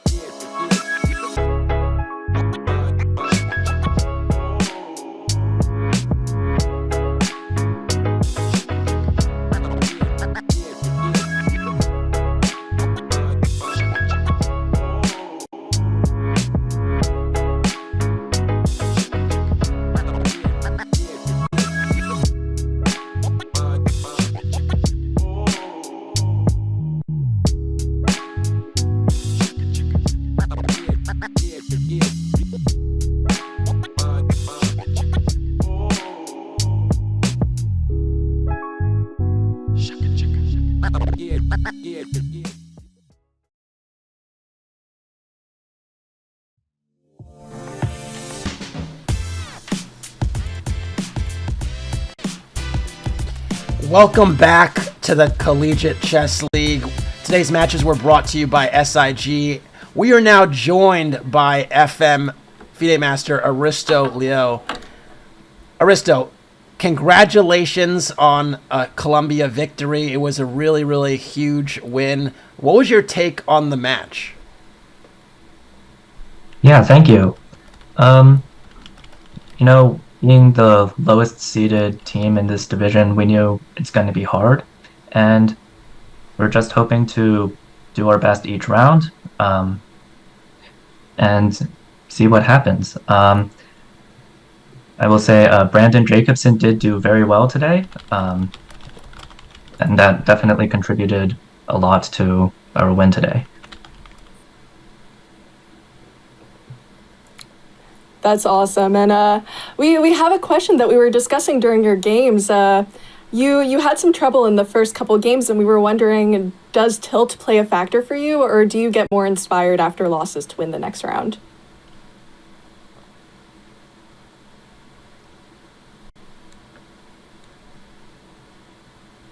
That's a hard question. I'd say like I try my best to avoid tilt between different games. How successfully I do that varies by the day. Yeah, I hear it completely. Understandable. You guys are vying for playoff positioning, and you're in a really tough division, as you mentioned. And how do you see this this playing out for your team? Like, do you see this now being like a momentum builder? Because it felt like there was a really good synergy even when you were trailing. It ever felt like you guys were out of reach?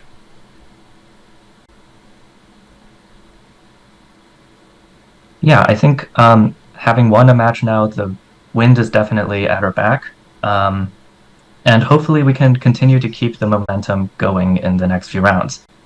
It's going to be hard. We have a rating disadvantage against every other team, but I think with hard work and maybe a bit of luck, we can do it. Yeah, no question about it. No question about it. Yeah, yeah. Go for it, Jules. We have some questions from chat for you. So from Dairy Bomb from chat, wanted to ask Aristo, do you get nervous before matches, and if so, what do you do to deal with that?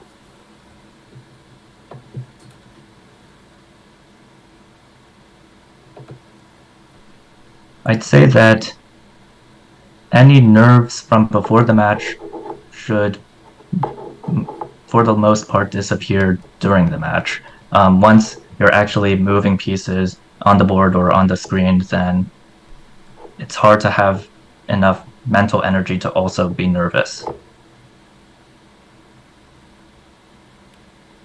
Yeah, it makes a lot of sense. I also think it definitely. I'm just going to add in my own sentiment here for a second. I definitely think it helps that the matches are kind of quick, so it's like you have to be on to the next and kind of shift gears quickly. But Krishna 21234 asks, who's the underrated MVP of your team? We know Brandon got 4 out of 4 today, and he definitely clocked it over time. But who's the underrated MVP?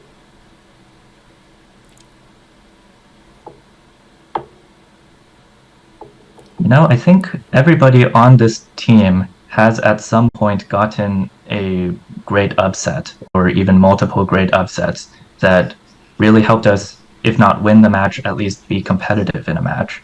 Like in many of our previous matches, they were close even though we ended up losing. And in large part that's because a lot of our players were able to win games that perhaps the rating disparity would not have suggested that they would have won. So, in a sense, I'd say everybody.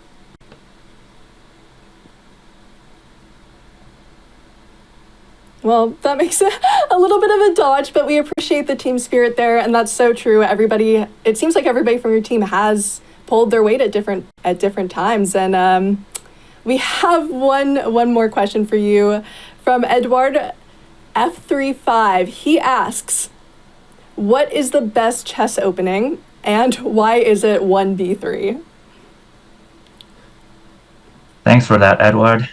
1b3, it's the best opening. If you play it, you'll win your games. Tried and tested in multiple scientific experiments. That's all there is to say about that. Well, congratulations again, Aristo. Thanks for being with us today, and we are going to be looking forward to seeing you and your team vie for the playoffs and close out the regular season strong. Thanks for being with us, man. Yeah, thank you. Thank you so much. Wow. We had a lot of incredible matches today, and we're going to have more incredible ones next week. So we're just going to look at this slate here. We got St. Louis University versus University of Texas at Dallas. Those are two titanic matchups. Whoa. We have University of Texas Rio Grande Valley against the University of Missouri, who was upset this week by Yale. When they had 3 GMs on their roster. Insane. We have Chicago against Columbia. Chicago got a huge dub today. And we got Yale versus UVA. Another exciting slate. Which one is your favorite there, Jules? Oh, definitely St. Louis versus UTD. These are two major powerhouses. I think we definitely need to watch that one. Yeah, no question about it. This was an incredible day for both of us, I'd say. I think it was a lot of fun. These matches were super close as well, deep into round 4, which is not always the case. And it was just a real pleasure to see kind of the best compete. And yeah, I'm going to throw it to Jules for the final words, but I just want to say thanks to everyone that tuned in. It was a treat, and thank you, Jules. It was fun to work with you. Oh, it was so much fun working with you. And guys, thank you so much for watching this, supporting college chess players. And again, you should join CCL if you're a college student and you play chess. Just my little final plug there. But again, some crazy matches. It's been an honor to commentate with such an amazing commentator like Casa. So I'm going to wish you all well, and I hope you have a wonderful rest of your day. All right. Peace, peace, folks. Till next time.